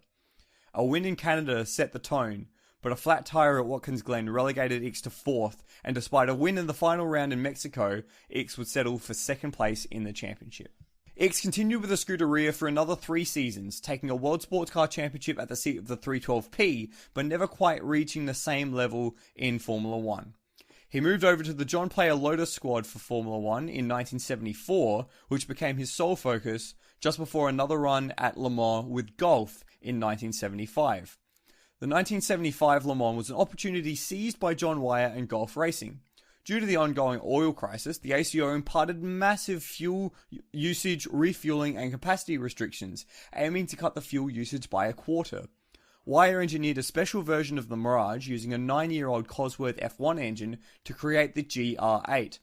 Partnered with Derek Bell for the first time, Ickx and Bell took victory, marking the 2nd win at Le Mans for Ickx and the final John Wyer Automotive win.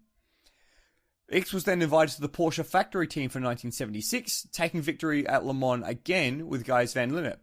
As the 2-time defending champion, Ickx went into the 1977 edition of Le Mans as the unbackable favourite and drove what he calls the race of his life. With the 936 he was sharing with Henri Pescarolo failing after just 4 hours, Ickx was moved over to the sister machine of Jürgen Barth and Hurley Haywood, already 15 laps down thanks to engine issues of its own.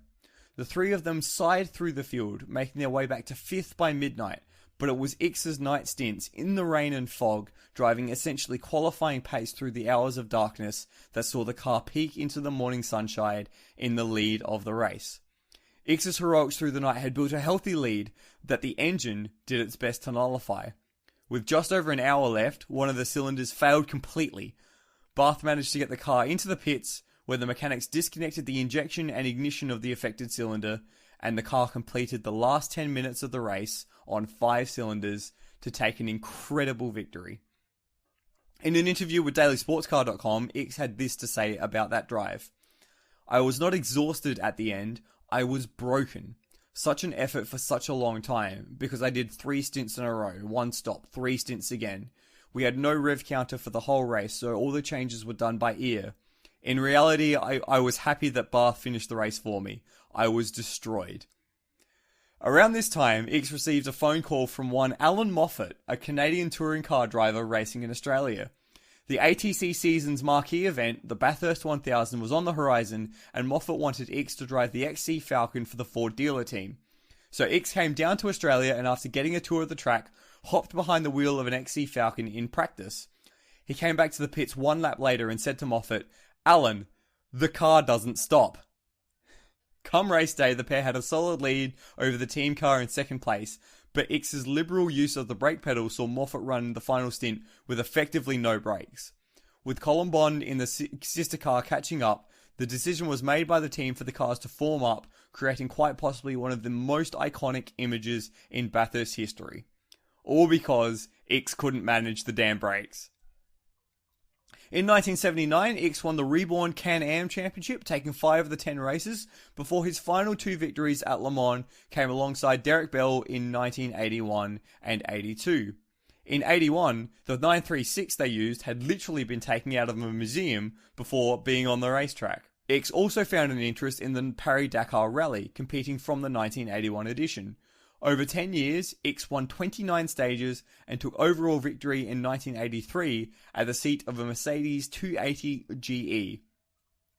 With the Group C era in full swing, Ickx was one of the senior drivers in the Porsche stable as the 956 and 962C became the dominant force in sports cars, coaching the younger up-and-comers through the ranks.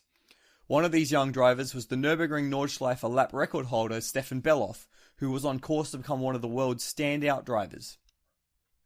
In the 1985 WSC race at Spa-Francorchamps, Belloff attempted to pass Ickx around the outside of Eau Rouge. The pair made contact, spearing Belloff's 956 head-on into the barriers at Raidillon and spinning Ickx up the hill. The accident was broadcast through Ickx's onboard camera to live audiences, showing Ickx extracting himself from the car and rushing to help Belloff from his burning machine. Unfortunately, Belloff died from his injuries. Ickx retired from racing at the conclusion of the 1985 season, with a final World Sports Car Championship secured for Porsche. When you look at the achievements of Jackie Ickx, it is hard to believe that one man could have done so much.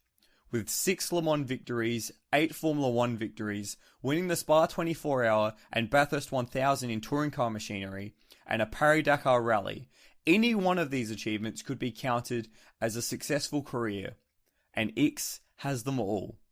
But Jackie Ickx is so much more than his racing achievements. It is his style, his swagger, his undeniable speed that has seen him become a legend of the sport. So much so that he stars in a Belgian comic book about motorsport. Because of course he does. Because he's the original Mr. Le Mans. And what a man Jackie Ickx was. He's still involved with motorsport today, being the clerk of the course of the Monaco Grand Prix, so he would have been in action just last weekend.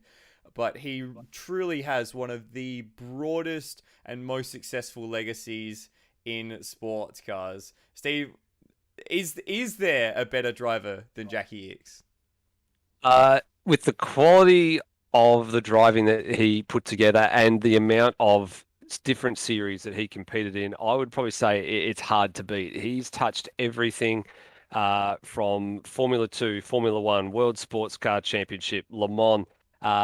There's also stuff in here, believe it or not, going into the Dakar Rally, and not to mention as well, or not to forget mentioning, a Bathurst 1000 win with Alan Moffat in 1977. That's the bit that everybody seems to forget about every now and again. He did 2 years in Australia, back-to-back in 77 and 78 with the XC Falcon and the Canadian Alan Moffat.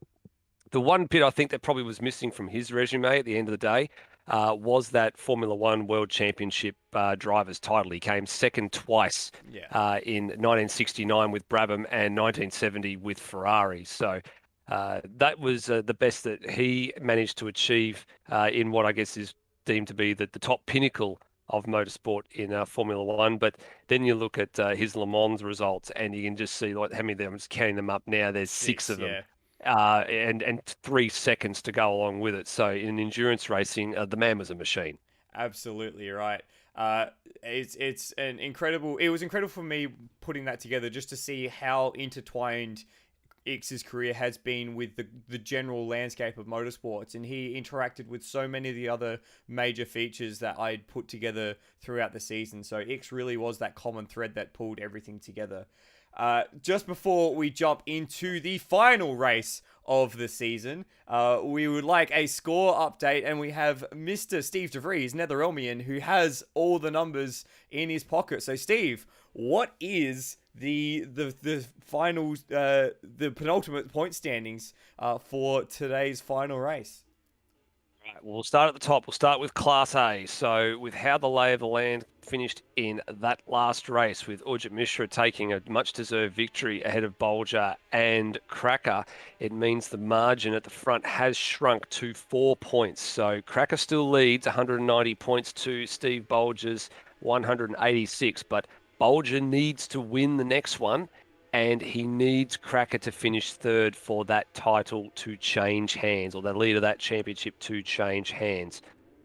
So that's a difficult prospect, but it's not an unheard of or an insurmountable task. It just needs to go according to plan for Steve Bulger. In Class B, Termo still holds on to the lead, but it has shrunk to 2 points. Remember, coming into the night, it was 7. So that second place finish for Will Devenish has helped Termo hang on to the lead for the time being. But he really needs to finish ahead of Will Devenish. But there is a couple of interesting scenarios that are playing out in our heads with who finishes ahead and where everything finishes. If they both don't finish on the podium, but Will finishes ahead of Termo, it will go to a countback, which means it would go in favour of Termo based on race win. So basically, for those two, whoever finishes on the podium, even if it's third place on the rostrum, you're going to get the championship at the end of the day. In Class C, that championship also changed hands. So with Rhodey being the innocent bystander, I guess you can call it, in a collision with Nathan Higginson, that has changed hands. It was 1 point advantage to Rhodey. It is now a 2 point advantage to Cam Rutledge. With Manuel Centino basically being a non-factor in the championship standings with the way the points allocation works, it's basically whoever finishes ahead of the other is going to walk away with it. That's the simple equation. Yeah, so it is. It's simple in Class A and Class C. In Class B, there is a lot of complicating factors, and that will all play out very shortly. We are just seconds away from setting the grid for the second and final race of the evening and final race of the championship. And if you have been with us throughout the majority of the championship, or if you're one of the drivers watching the stream back, I just want to say it has been an absolute pleasure to be more deeply involved with the broadcast this season and this series. With Chris going through some very big life changes at the moment, I've had to jump on and manage the broadcast. It's been an absolute privilege to bring what has oftentimes been some incredible quality racing to the screen, and for you guys to allow me to indulge in telling the stories of the sports car eras that I love so much. It's been an incredible privilege, and yeah, I just want to thank everyone for being a part of it. Yeah, well done. You guys have done a very, very good job, and the few guys behind the scenes as well, keeping it all ticking over as well. Rhodey with points, Will running servers, getting everything going. And not to mention, we shouldn't forget to give ourselves a plug, because we've got sports car racing coming up this weekend as well. We've got the GT3 World Challenge for ASR coming up from Laguna Seca, another one of those circuits that's steeped in sports car history. IMSA visiting quite regularly to the Californian circuit, and going to be really well suited to a pair of sprint races. Club sprints, much like tonight. These are like club sprints, these little 20-minute hit-outs. They go quick. Absolutely, and it would be remiss as well not to mention yourself, Nether, and for all the work you've done with the graphics, putting together the broadcast package and the points every week and all the track graphics. So thank you very much for that. And they've done a great job in sort of adding to the retro feel with those sort of soft palette colors. So thank you very much. And as a reward, you can take us through the grid for race 2. Thank you. So final grid for the final race of the championship. Urjit Mishra on the pole position. He led only the final lap in that last race, timed it to perfection, and he walked away with the fastest lap as well at a 1 minute 57 flat in race 1. So he'll start off the front row with Steve Bulger, who he passed for the race win at turn 1 on lap 12. Lewis Wedding, the leader in Class B and the Class B winner from the previous race, who held off a spirited fight back from Cracker to keep third overall on the road. But the black and gold machine with car 64 on it has all to do here, looking to march his way back to the front of the field. Will Devenish has got Matt Cecil for company on the third row of the grid. And then he's got a pair of angry MHRT cars behind him, with Termo, who managed to outlast Scott Murrell at the end of the first race this evening. And as we said before, whoever finishes ahead in between Will Devenish and Termo is pretty much guaranteed to get the title if they're on the podium. But there are still a few mathematical equations to work out with that one. Class C winner by, I guess, the two magic words in the English language of default is Cam Rutledge in 015. He was the beneficiary of Rhodey having coming together by no fault of his own, rear-ended by Nathan Higginson on the exit of turn 1. Luke Joyner, who had to make a pit stop partway through that race, starts 11th. Manuel Centino in the 906 is out of position 12. I must say, I do like the look of that livery. It's a very similar livery to the TCAC colours we've seen on Steve Bulger's car throughout the year. And then rounding out the last row of the grid is Brian Walsh in the Ford GT40. And the only retiree from race 1, Nathan Higginson, who had a ripping start, but just couldn't keep it together and ended up not finishing the race. Got caught up by Cracker, giving him a little bit of a spin down at turn 3, and was later involved in that hit with Rhodey that saw him not finish. So 14 cars once again for the last race of the season. 3 Class C cars, 4 Class A cars, and a monster 7-car Class B once again. And we are at the very last throes of the championship, and with 3 championships still to decide. It has been a masterful season. We've seen some great racing, and we've seen a few people jump into the chat for the last race of the season. Stairs, Alistair Schmidt, who does the commentary for Apex Rear Wing. Good to see you coming along. And Steve Warwick as well, who was out last time. Thank you guys, and we are here ready for the final race of the season. And we're away, and it's a penalty off the line for Nathan Higginson. Jump start at the back of the field. He didn't quite get the launch timed really well, but he's got it all to do now with the drive-through penalty. Bulger Mishra did get a really good start, though, so he will outlast Steve Bulger into turn 1. And it will be Mishra from Bulger and then Cracker, who's easily eclipsed Lewis Wedding off the start. And have a look at the battle behind. It's going to be 3 Higginson. Wide. Look at him go. He doesn't know where to go. He's got that penalty over his head, but there was a bit of hip and shoulder with Matt Cecil getting into Will Devenish, so getting very racy early. And he's right in the sucker hole here, Higginson. They're going to go 3 wide into 3. And he's contacted him in the fence. They made the grass. They've made the fence. And Devenish has gone from what was class second in class to about second last in class at the moment. That's not good. No, not at all. And that's the second time tonight that Higginson has been involved in a turn 3 accident on the first lap, and that was with our series or Class B championship elect, or one of the championship contenders, and Will Devenish. So he's got a bit to do now. He's just ahead of Luke Joyner and Brian Walsh, so sitting 5th in class. But that means he is behind Termo. So that has completely changed the complexion of Class B. Remember, for Will to absolutely 100% confirm this championship, he needs to finish ahead of Termo and in the class podium. So he's a fair bit away from doing either of those things at the moment. Just having a bit of a look at the replay of that incident as well from the onboards. I would say that's a 50-50 incident between those two as well. At some point, Will had to turn in for that corner, but Higginson was definitely very deep under brakes trying to make it happen. That's Rutledge as well. So he's gone around off of the second left-hander, and Higginson gone around as well. Now Rhodey's slowing. I'm wondering if there's been some contact here. I think there was. I think it was an incident between the two Class C cars, and it was. We've just got the replay up now. It was a double bit of contact as well. First, the door was closed on Rhodey a little bit, so he made contact with the rear of the Cam Rutledge machine, and then he finished the job, so to speak, by putting another bit of contact in. So remember, they are the two protagonists for the Class C championship at the minute, and that is not the way that they would have wanted to start their race either.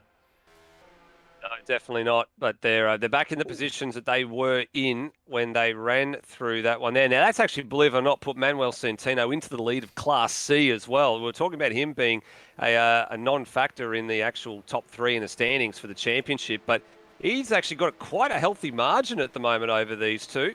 And I wasn't factoring that into my math when I was looking at it earlier, but if we pull up the points allocation now, it would still be, it's 3 points difference between first and second and 3 points difference between second and third. So with Rhodey behind, he definitely needs to get past Cam regardless, one way or another. We've just got on screen the entirety of Class B in one camera shot. Cecil dives down the inside of Murrell as Lewis Wedding almost takes Murrell out as they go through turn 4. And then just in the background, you can see Turmo, and then we'll get this shot here. So Cecil, Murrell, Lewis Wedding, then there's Turmo, Luke Joyner, and Will Devenish. And then just in the back of shot is Brian Walsh. They're all really battling hard at this very early stage of the race.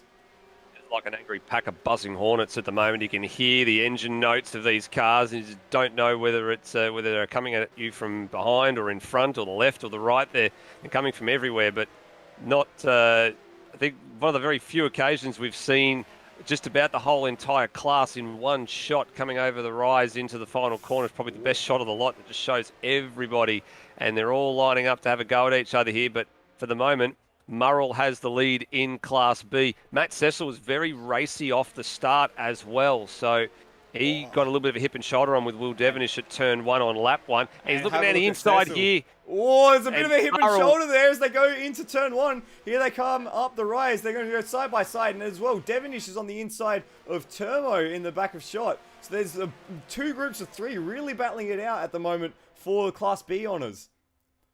A bit cheeky from Scott Murrell there. Shut the door very, very early, very defensively. And Lewis Wedding thinks that there's a chance here, maybe at turn 3, but bails out of it early. A little bit of a lock-up from Murrell on the run to 3. But you're right, Will Devenish has gotten through on Turmo, and that's important for his championship. But for Turmo, all he's got to do is follow in car 15's wheel tracks. Wherever he goes, he just needs to stay with Will, not let anybody else pass, and not lose any time to Devenish, because remember, he just needs to finish behind him, and they can finish off the podium, and there's nothing wrong with that, and then he'll still be champion. Yes, at the moment, with Devenish earning 6 points for 4th place, and, pardon me, Turmo earning 4 points for 5th, that would tie them on points for the championship, and Turmo would win on a countback. It all changes, though, if Devenish gets on the podium, and that gap between their battle in group of 3 and the next battle up the road has reduced quite significantly, and they're all running wide. Yeah, plenty of lockups going on ahead. I think all 3 of the top 3 cars in Class B had a lockup going into the second left-hander on the inside on the infield of the circuit. Will can still make the podium. He can finish 3rd, and Turmo can finish 4th, and that's about as the best that Turmo can hope for if Will does snag a podium. But if there's a car between them, the equation is pretty much insurmountable for Turmo. And Will's right on the rear lid of Lewis Wedding at the minute, and he won't be an easy man to pass. But look at this, it's Formula 3 stuff as they come down the main straight. They're skiving in and out of traffic. It's just incredible stuff as they go up the hill to start lap 4. Wedding's trying to nudge Matt Cecil ahead of Scott Murrell here, and he's done the job, actually. The old NASCAR analogy, 2 cars are faster than 1 in a straight line, and Will realises that as well, and look at him, he's trying to muscle his way in here and trying to outbox Scott Murrell on the run to 3. There's a gap that's just formed down the inside, but there's there's contact! There's big contact, and that sends Cecil and Scott Murrell around, and they both hit the wall hard. They have walloped the wall hard, and that was all initiated by the bump drafting that was going on starting out of turn 1. And I hate to say it, but that one is fairly and squarely on Scott Murrell. Let's have a look at the replay. Here's the long shot overhead as they come up to turn 3. We're focusing on Matt Cecil. Scott Murrell goes to the outside, and he's just a little too late on the brakes, and that's enough for him to hit the rear of that Ford GT and pitch both of them out into the barriers. And Nether, championship changing stuff here, because what has that done to the top of Class B? This changes everything. Well, Will Devenish is having a look at the inside of Lewis Wedding here. He's going to make that car number 29 as wide as possible. But as it stands right now in Class B, with Will Devenish being 3 points in a race, he's actually gone 3 here. So now it's even more important because there's a car between them. So right now, as it sits, officially, Will Devenish has the lead in Class B. But if it was second place, it would have a 3-point difference, and Will would have won it by a point. So as it stands, it's a 5-point gap. If we had a live championship, I was good enough to put that up on screen, it would be a 5-point gap for Will Devenish. That means that Turmo would need to pass Will on the road to maintain that championship lead and to take the Class B championship. And Lewis Wedding is looking very racy here. He has less weight than Will on his 908. So he's swooped through at the first part of the track. Switch back. Yeah, that's the thing. You got to come back up the hill, and it's just another little kink to the right before you get all the way up to turn 3. Will's on the inside now, and he's going to maintain that position. And these two are just stepping away ever so slightly from... Oh, big slide from Lewis Wedding. They're stepping away deep under brakes. Super deep under brakes for Lewis Wedding to hold it around the outside. Ultra committed. And he actually pops out with the lead in Class B. That's a brilliant bit of driving and a much, much deserved pass. And Turmo's now lost another position to Luke Joyner in all this as well, who's recovering from that crash in race number 1. So with half the race gone, still a long, long way to go. And I don't want to call this because Turmo's gone down the inside of Joyner now, so he's back up to P3, but he's got to get to P1. He's in this class. He's got no choice. He has to go for it. Yeah, absolutely. And as the laps tick away, Lewis and Will are getting further and further in front. I think without the complication of Scott Morrill and Matt Cecil in that battle pack as well, these two Class Acts have just been able to clear away a few car lengths over the chasing group. And that has really left Turmo with quite an air gap to overcome. We're going to leave these guys very, very briefly, and I know how terrifying that's going to be, but we're just going to check out Class C, because this is the battle for the Class C Championship, and this is almost as tight as the Class B Championship has been at the moment. These guys are going side by side out of Turn 4, and remember, they're separated by only 2 points, and whoever wins out of these two will win the championship overall. So at the moment, Rhodey ahead of Cam Rutledge, which would give him the title by a point. It was a point coming into the night, remember. So there's not a lot in that one at all. Manuel Stentino still tracking along quite nicely for a class victory for him. If we have a look at Class C, it would actually be his third podium finish. It would be a first win for him in class, which would be a feather in his cap and something he'd be very happy about. Yellow flag in the final sector. Yeah. There's somebody off the road, and I'm just trying to see who it actually is. And it's Murrell. Yeah. So Murrell, again, he was already a bit behind the group of Class B cars anyway, so he's now lost a further spot to actually outright on the road. I think he's just easing out to let the Class C guys go past. Yeah, so he's actually, he was involved with a little bit of contact with Matt Cecil. We just had the replay up on screen. Just a tiny bit of contact in the middle of the corner there sent the pair of them off the track and actually spun Cecil to the inside of track. But we're watching Cam Rutledge versus Rhodey now as they come up the hill towards turn 3. Rutledge has the inside line. Is he going to throw in an audacious dive? Not quite, just settles for the inside line and will slot back in behind. And we're going to leave these guys very quickly and head right to the top of the field, because it is almost a 3-way battle for the overall race win. Because there is still a race going on. We're talking all about championships, but there is still a race going on. And there's 3 championships to talk about. Yeah. You're right. It's happening everywhere at the moment. But Mishra has had to play a little bit of defense. I've been keeping an eye on this. He has had to defend from Cracker on the last 2 laps. And has been doing a pretty good job of it. But the gaps haven't been increasing. They haven't really kicked away from Steve Bulger at all. He's still hanging around in this fight and just waiting, I think, to see what happens. But maybe Cracker, if he's had anything to learn by, as we get a fastest lap from Bulger, so showing that he's definitely not out of this fight.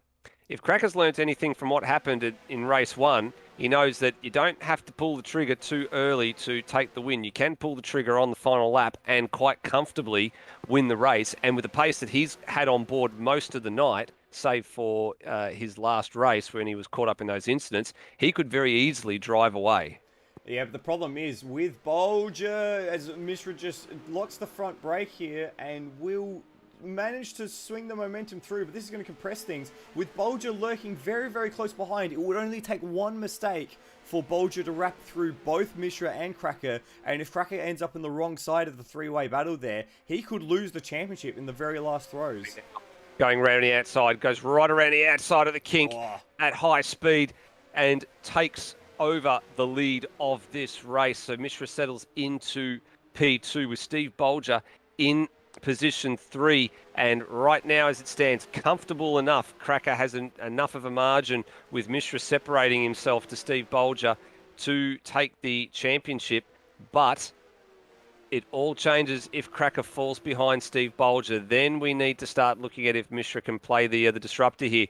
And I'm wondering if Steve Bulger is getting a little bit impatient here behind Ujit Mishra. He knows that he needs to clear him to keep pace with Cracker, because Cracker has got a lot of speed on board, judging by the pole time and the top of the times in the practice times tonight. And he's really gotten a handle on this car in the last few Here he rounds. goes. Or Bulger's just looking, just shows the nose.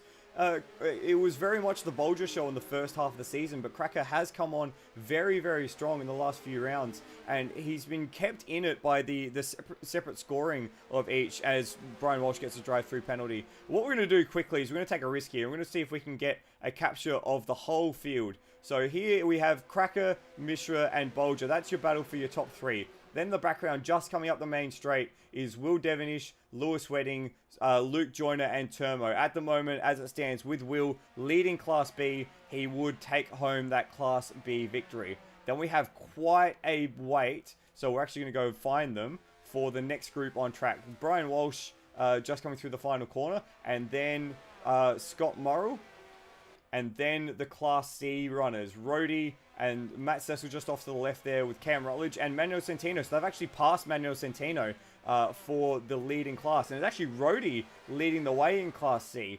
So that's a pretty thrilling run at the minute. And we will see how that plays out in the last 5 minutes, which will probably end up being another 4 laps. We're going to end up with another 12-lap race. Yeah, looking likely at this stage. Just looking to see what happened to Manuel Centeno there. He was lapping pretty consistently, but he did have a poor last lap at 2:08.7. So that's just an error on his half, and he's been completely overhauled.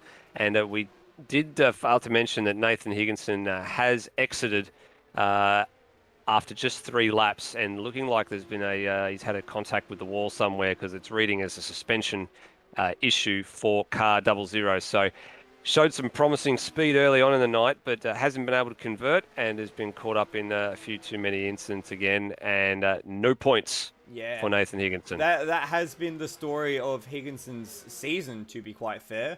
Has shown glimpses of pace in qualifying and in races, but has, as of yet, well, I was going to say as of yet been unable, but it's the last round of the season, so he hasn't been able to string together a full race distance, unfortunately.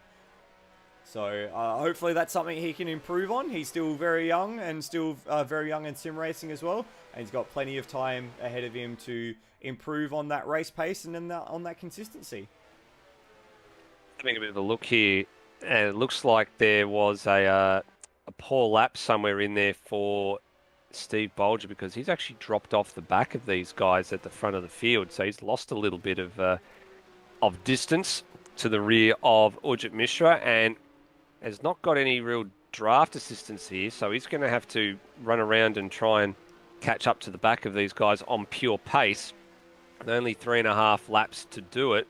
It's starting to get away from Steve Bulger here. That was the championship coming into the night that we thought was going to be probably the hardest task for any driver to master, passing another driver, and starting to look like that is definitely the case, as Cracker's really just not applying any, real, gusto in trying to pull away from Mishra here. He's just edging away at a 10th or 2 a lap. He's just got enough margin in hand at the moment that he doesn't need to be worried about it, doesn't need to do anything silly. Same can be said for Will Devonish, who's still, I guess you can say, in a dogfight with Lewis Wedding for Class B honours, but again, got that advantage of not having to do anything silly. But Turmo has just passed Luke Joyner through the infield section, but he's going to be had back here at the second left hand up, and Turmo needs a little bit more to go his way in the next couple of laps for his championship aspirations. Oh, Joyner, very wild. And Joyner's off a circuit, so that's what he needed, at least at that point. But now he needs to cross his fingers and cross everything he's got going on for him and pray that something happens to Will. But it's not going to come, I think, for him if Will just keeps driving the way that he is right now. He's actually not as aggressive as he was in the opening race. He's sort of settled into that rhythm, which is something that we haven't seen, I guess, a lot of. He's noted for being a little bit aggressive at times and pushing it a little bit too far, but I think he knows what's at stake here and that he's got it in hand almost. Yeah, what Turmo really needs if he wants this championship is he need Will and Lewis to get together and get into a battle and get into a bit of a tiff, because I don't think he can outstrip this 5-second gap now by himself. I'm just going to go back here and have a look at Matt Cecil and Scott Morrill, because they were separated by 1,000th of a second through the second sector mark, as Brian Walsh does what Brian Walsh does and gets a drive-through penalty for, I'm assuming, track limits. Yeah, he's run wide on the exit of the second left-hander. That's the second time he's been done for doing that. So he's had a couple of track violations and will tour the lane yet again. So it's twice for Walshy in this race. And just an update on Class C, Cam Rutledge is now ahead of Rhodey to the tune of about 1.5 seconds. So he's managed to eke out a little bit of a lead. Oh, Murrell on the grass. Not sure if that was just he made a little bit of an error there, but he didn't lose too much speed from it. But that was a little bit awkward. And we are in the final 30 seconds of the race time. So we'll catch up with our leaders and see whereabouts they are on track. They're just about to come through the final corner. And we will see, I think, another 12-lap race. Because I'm pretty sure, while the pace hasn't been as crash hot as it was in the first race, we're still going to get across the line, this time with 8 seconds to spare. So, as Cracker sets another 57. So, it's still very, very fast at the front. And we're going to see another 12-lap race. So, this is the penultimate race of the season. And at the moment, a championship picture looks like this. Cracker with the win in this final race, assuming that he wins. With first place, he will take with it the Class A championship ahead of Steve Bulger. For Class B, again, Will Devonish heading the field would be good enough for him to overhaul Turmo in the last race of the season. He needs to basically finish behind Turmo. Well, Turmo needs to finish ahead of Will in order to take that away from him. But as it stands, Turmo is now quite a ways back. He's 13 seconds back. He's had a nightmare that last lap. A mistake in the middle sector has sent Turmo even further down the field. And in Class C, it is Cam Rutledge ahead of Rhodey. And once again, if Cam finishes ahead of Rhodey, that would take the Class C championship. So it is all very close run thing at the very tail end of the season.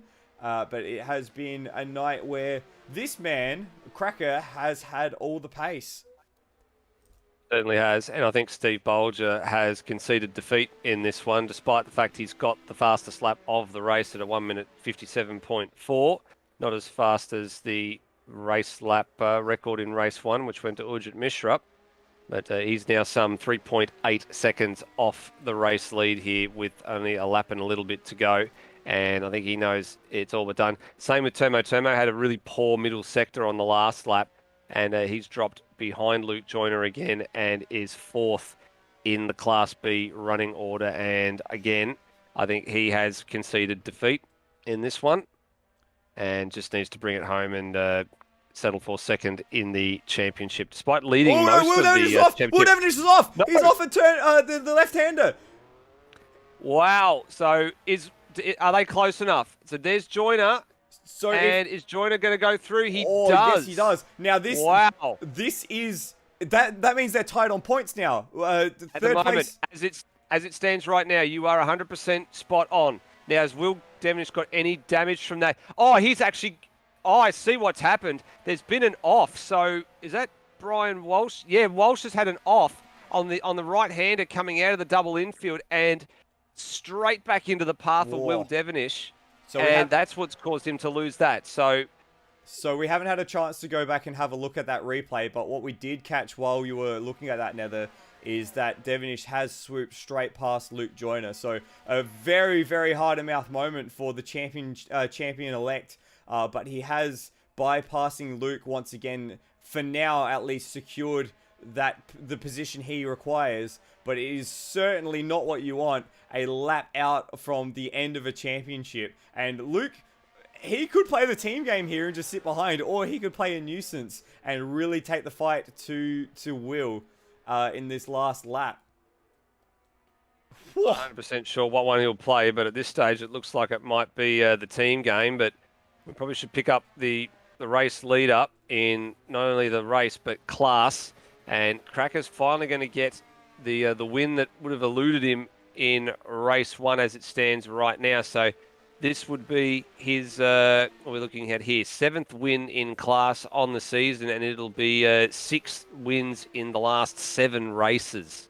And that is absolutely the way you want to end a season. He has, as I said, finally properly gotten a handle on this 917, and he has absolutely bossed the second half of the season. Congratulations once again, Cracker, for the Class A Championship and Race 2 tonight. And now we wait with bated breath to see the Class B podium. Will it be Will Devonish in second, or will he have fought back to third? It will be Lewis Wedding who takes the Class B victory. And at the get second. Oh, at this it's stage, close. Is he? Oh, no. Is he out of fuel? Oh, no. He's absolutely let Luke Joyner pass. He might be out of fuel. He's dropped down to third. That will give Turmo... That's going to give Turmo the victory. That is going to confirm Turmo as winning this on a countback, if my math is correct. So that is a... What happened there? He's out of fuel. He must be out of fuel. He is puttering around. Yep, confirm. I think he's out of fuel. Oh my word. What a finish to the championship. If he hadn't had that moment with Brian Walsh, he would have been able to coast to the line and not lose that position. But as it happens, out of fuel, on the run to the line, and that... Oh, I cannot believe it. I don't think that is damage related from the incident with Brian Walsh. But I've got to interrupt you now, because the Class C battle is just coming to the line now, and it is going to be Rhodey by the skin of his teeth to take the Class C victory, and with it, the championship as well. The gap at the line, 0.2 of a second exactly. Oh my word, I can't even right now. And that was a last lap pass for Rhodey as well, going back and having a quick look at that. He's actually done the job coming down into the first left-hander on the infield. So he was very nicely up the inside of Cam, and Cam left in the space. So a last lap pass gets the job done for Rhodey at the end of the day. And I guess you can say he's a very lucky boy. That incident he had in race 1 with Nathan Higginson really put him on the back foot for Class C honours, and had that moment with his Class C counterpart in Cam Rutledge in this race as well. So he's well and truly had to redeem himself in that one, and he's probably earned that one tonight. Wow, what a finish. And we've just got the 3 Class A runners just forming up on the exit down into the main straight. And Cracker is doing some celebratory burnouts, his second load of celebratory burnouts on the main straight. Boy, I bet... tried the same and found the wall. I bet you didn't expect to be calling something as exciting as that at the beginning of the night, Nether. Wow, what a finish. What a close championship to finish off, and what a result right at the very end. And we thought that some of the series we see in ASR throw up the completely unexpected, but this one certainly threw up something unexpected tonight as well. Wow. I honestly can't believe it. 3 classes all the way down to the very wire, and then a little closer than that as well.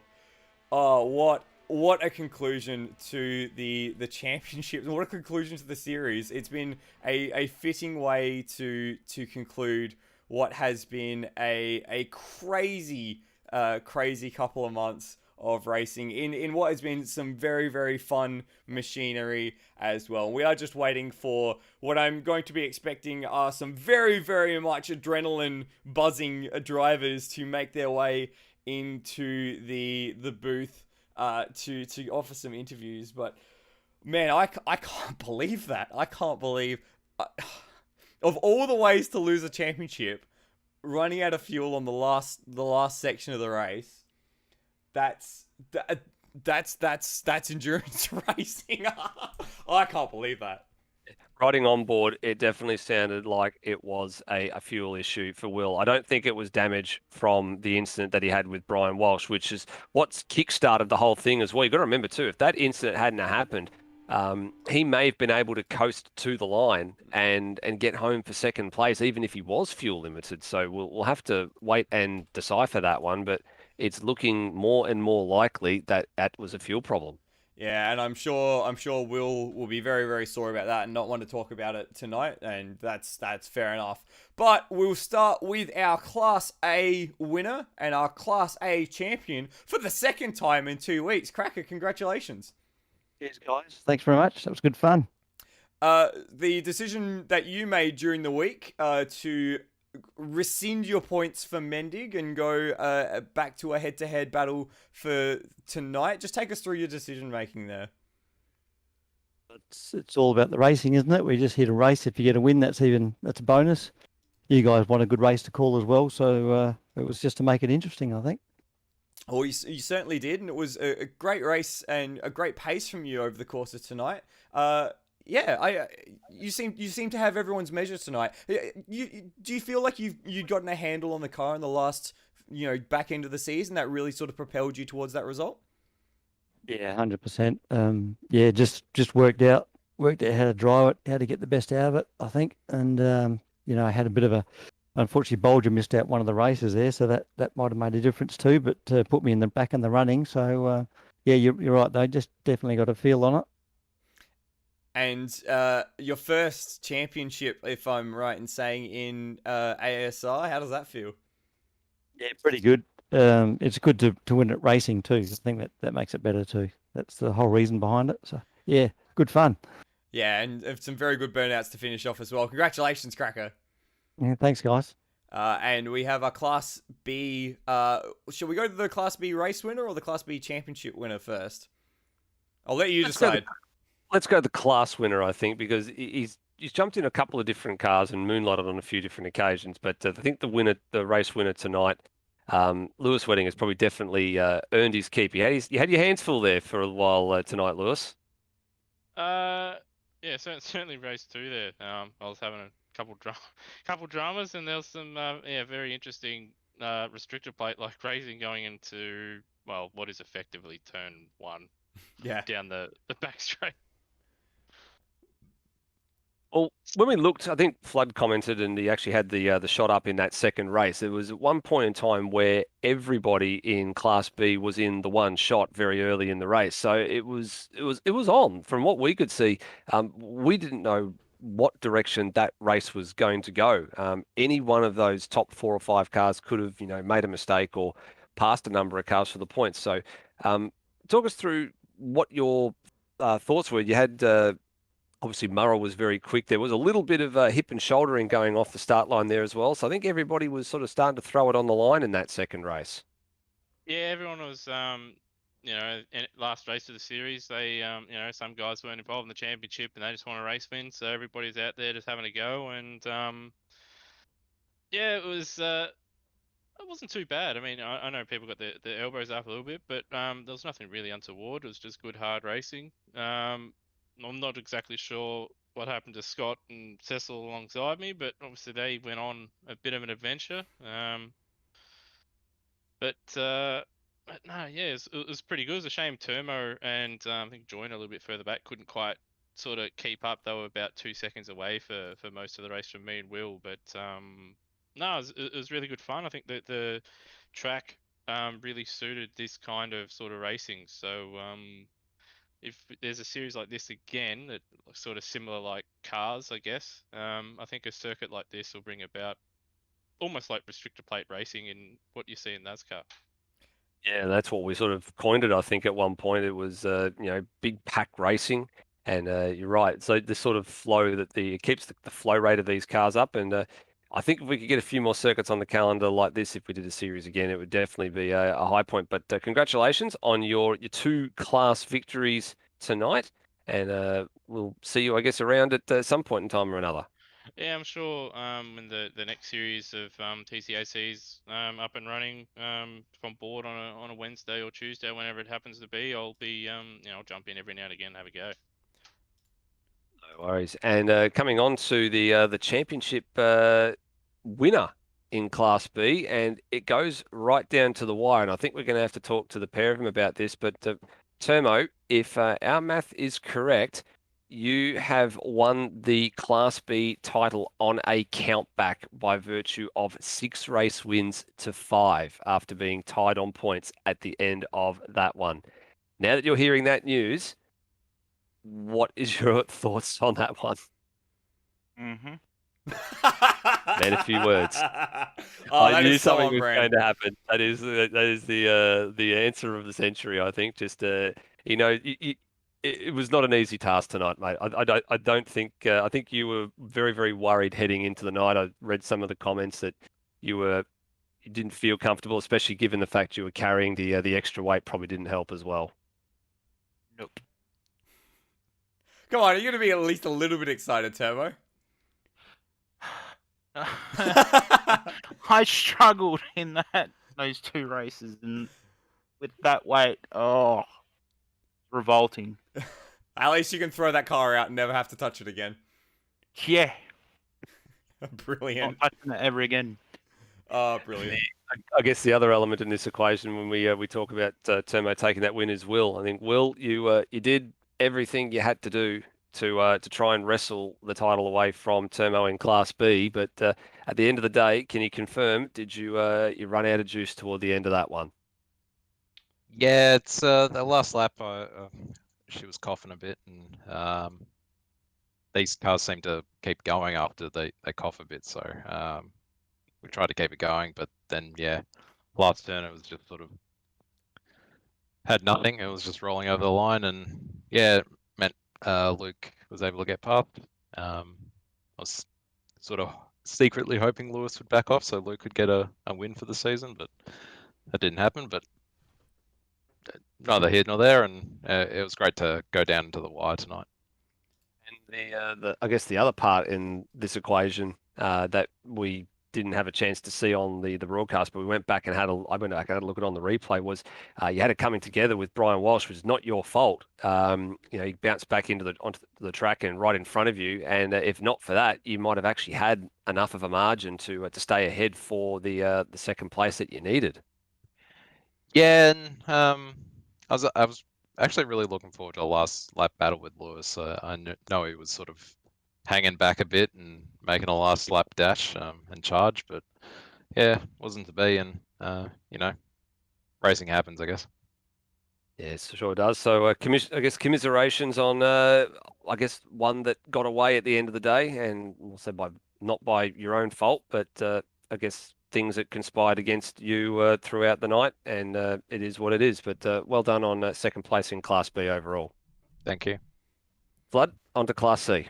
Yeah, and it was a battle well fought in good spirits, I think, in Class C, and we have taking his first championship, I believe, as well in ASR. Rhodey, congratulations, a championship winner. Yeah. I mean, I'd have to do it in the series that I made, surely. That's giving me the best chances of it happening. Oh, well, yeah, it certainly did. No, look, last time I was to do only 2 race wins is it speaks to the competitiveness that we had in C all season. And had Mike been here, it would have been Mike on the podium easily because Mike, he didn't dominate, but he had a very strong performance all season, and we had to earn to catch him.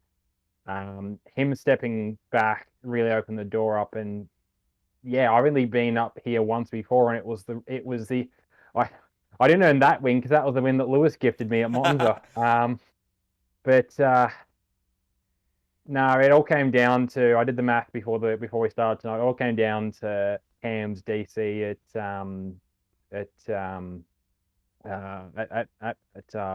Monza. If that hadn't happened, he would have walked away with this one.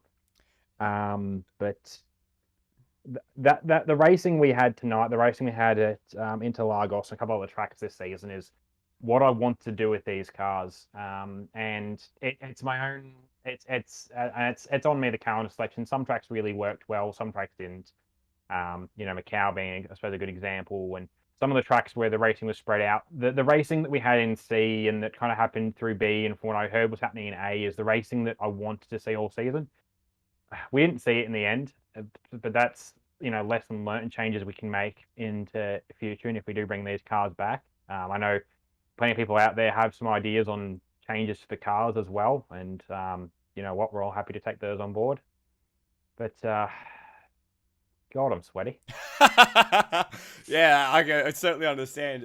You say that there was racing that you wanted to see, but I would argue, from my seat in the broadcast booth, we saw it at a lot more tracks than we didn't, and especially tonight, yourself and Rutledge. Sure, there was a DNF earlier on the season that maybe squared the scales a little bit, but you had to win that championship tonight, and you had to win that race. So I think it's a very well earned one, and something I noticed from Class C, particularly throughout the course of the season, is you guys did it in great spirits, and so I think you can be very proud of that part in particular. What was the banter like between you and Cam across the course of those last few laps? And I put it out there just in case there's any suspicions. There was never, aside from I don't want to fuck up their race from both Matt and Scott, there was never any discussion from Scott saying, would you like a pushback up the 2 seconds that you lost by running it wide? So that was all Scott with his own free will, just because he wanted to make the racing close. I will vouch for that. Yeah. Matt and I thought we were pulling Cam along. And then I ended up going a gutser. So I was like, oh, well, since I'm here, I may as well make up for pulling Cam along. No, we were just I was ready to throw it away after the first race, and it's no fault on Higo. He was just trying to get that slipstream and just trying to make up the time that he lost in the first race. And look, I went from a 3-second lead over Cam to 10 seconds behind, and there's no way getting that back. Cam offered to back up for me, but Cam wasn't want to put me off, and I wanted. Then they didn't feel fair, so I was ready to throw it away the first one because Cam had pace on me all night. But no, that second race, the last few laps, there wasn't conversation was. We were just both concentrating too bloody hard with groaning and just all that stuff. There was viral communication. It was, and the worst part of that was Lewis was sitting there doing the maths after A and B crossed the line and doing the maths on figuring out turn mode won the points. I'm just like, look, don't tell me this because my brain will start thinking about that, and then I won't think where I have to break and change here, and then Cam will get past me and it'll fuck my championship. Again, another F-bomb. Jesus, Rody. Sorry. Yeah, sorry. But, no, the guys in Class C especially, and I'm not saying this against any of the guys in any other classes, but the guys that are racing Class C, seriously, that the best racing. I like the minis this year have come close, but that's the best racing I've had across the season overall because, look, we participated on track redresses, and when we knew that, and the class factor helped because if we're all running for points overall, I don't think we would have seen some of the driving that we've seen in Class C, but because we're all in our own isolated little bubble, if somebody fell off the back, we could sort of group decide, we'll slow down because it'd be more fun to race a group of 3 than a race a group of 2 or to race by yourself. And it was, and that was the point. This was meant to be a fun series, obviously points and a championship, and there were penalties given, but TCAC is only ever meant to be the fun stuff. We're not, trying to target the sweaty blokes that rock up in supercars or other leagues or go across to iRacing. I'm just trying to set something up here that people are hopefully having fun at the end of the day, and I hope I've achieved that. But did you have fun? Full credit to the guys that race in this league; they're awesome. Did you have fun? Yeah, in the end of the day, I did. Yeah, as I said to the guys in the briefing, it is my first time hosting a series, and every single race, I've learnt something about what I could do better and what I can do next time, whether it's compliments or whether it's constructive criticism, or just straight up criticism from some people. That's fair. Yeah. Because some of them have been around this a longer than I have, but no, it's in the end I've enjoyed it, and I can look back at these with happy memories in the end, and that's that's definitely positive. And we'll take a few weeks off, and then we're going to start prepping for next season. And I'm sure we'll hear more news about that when it comes. Congratulations on your victory tonight and on the Class C Championship roadie. Thank you, Fuddy. And that brings us to the end of the TCAC Retro Le Mans Midgets Championship. And it's been a stellar 10 rounds. It's been an absolute pleasure to bring this to you. And I will go through the full list of names to thank everyone tonight, because everyone deserves a mention. Firstly, to the guys who built the mod, Brock, who ended up racing one race with us before, again, real life got in the way. So thank you, Brock, for putting these cars together. And for the guys who, the admin team in this, Rhodey, Mike and Will, Brock and myself, who did the sort of the background, the research, and thank you for bringing me on to share my knowledge and to sort of help structure everything. I really appreciated that part of it. To the livery makers, to the guys who have taken inspiration from some of the old classic liveries, to those who have built retro liveries as well. They all looked gorgeous and they all looked very, very beautiful on screen. And to Nether, once again, for your broadcast graphics and package. It's really something I think that's added a lot of personality to the series, and it really does give it that retro feel. To the drivers for their incredible racecraft week in and week out. Some of my favorite moments on track so far this season have been in this series, and I think particularly Brands Hatch will be one of those that I'll just go back and keep rewatching. And finally, you guys watching as well, for making this an enjoyable thing to do and making this a worthwhile thing to do, and for allowing me to indulge in my own sports car knowledge and share that with you, and to have this great show and this great package that we get to experience every week. So thank you everyone who's been involved, and yeah, it's been a great time. Nether, do you have anything that you'd like to add right at the very end? I think you summed that up pretty perfectly. It's been an interesting season, something that at the beginning of the season we probably didn't think a huge amount of, but to go down to the wire with 3 championships to be decided in the final night of racing, I don't think you could ask for any more. And I think that was the perfect way to cap it off as well, because each of those 3 championships had a very different storyline, but they all came to a head right at the very end. And on that note, I think that's the right place to leave it. Thank you very much for joining us. Thank you for joining us across the season. I've been Michael Zalavari on behalf of Steve DeFries and everyone who's been involved with TCAC Retro. Thank you very much for watching. Peace out.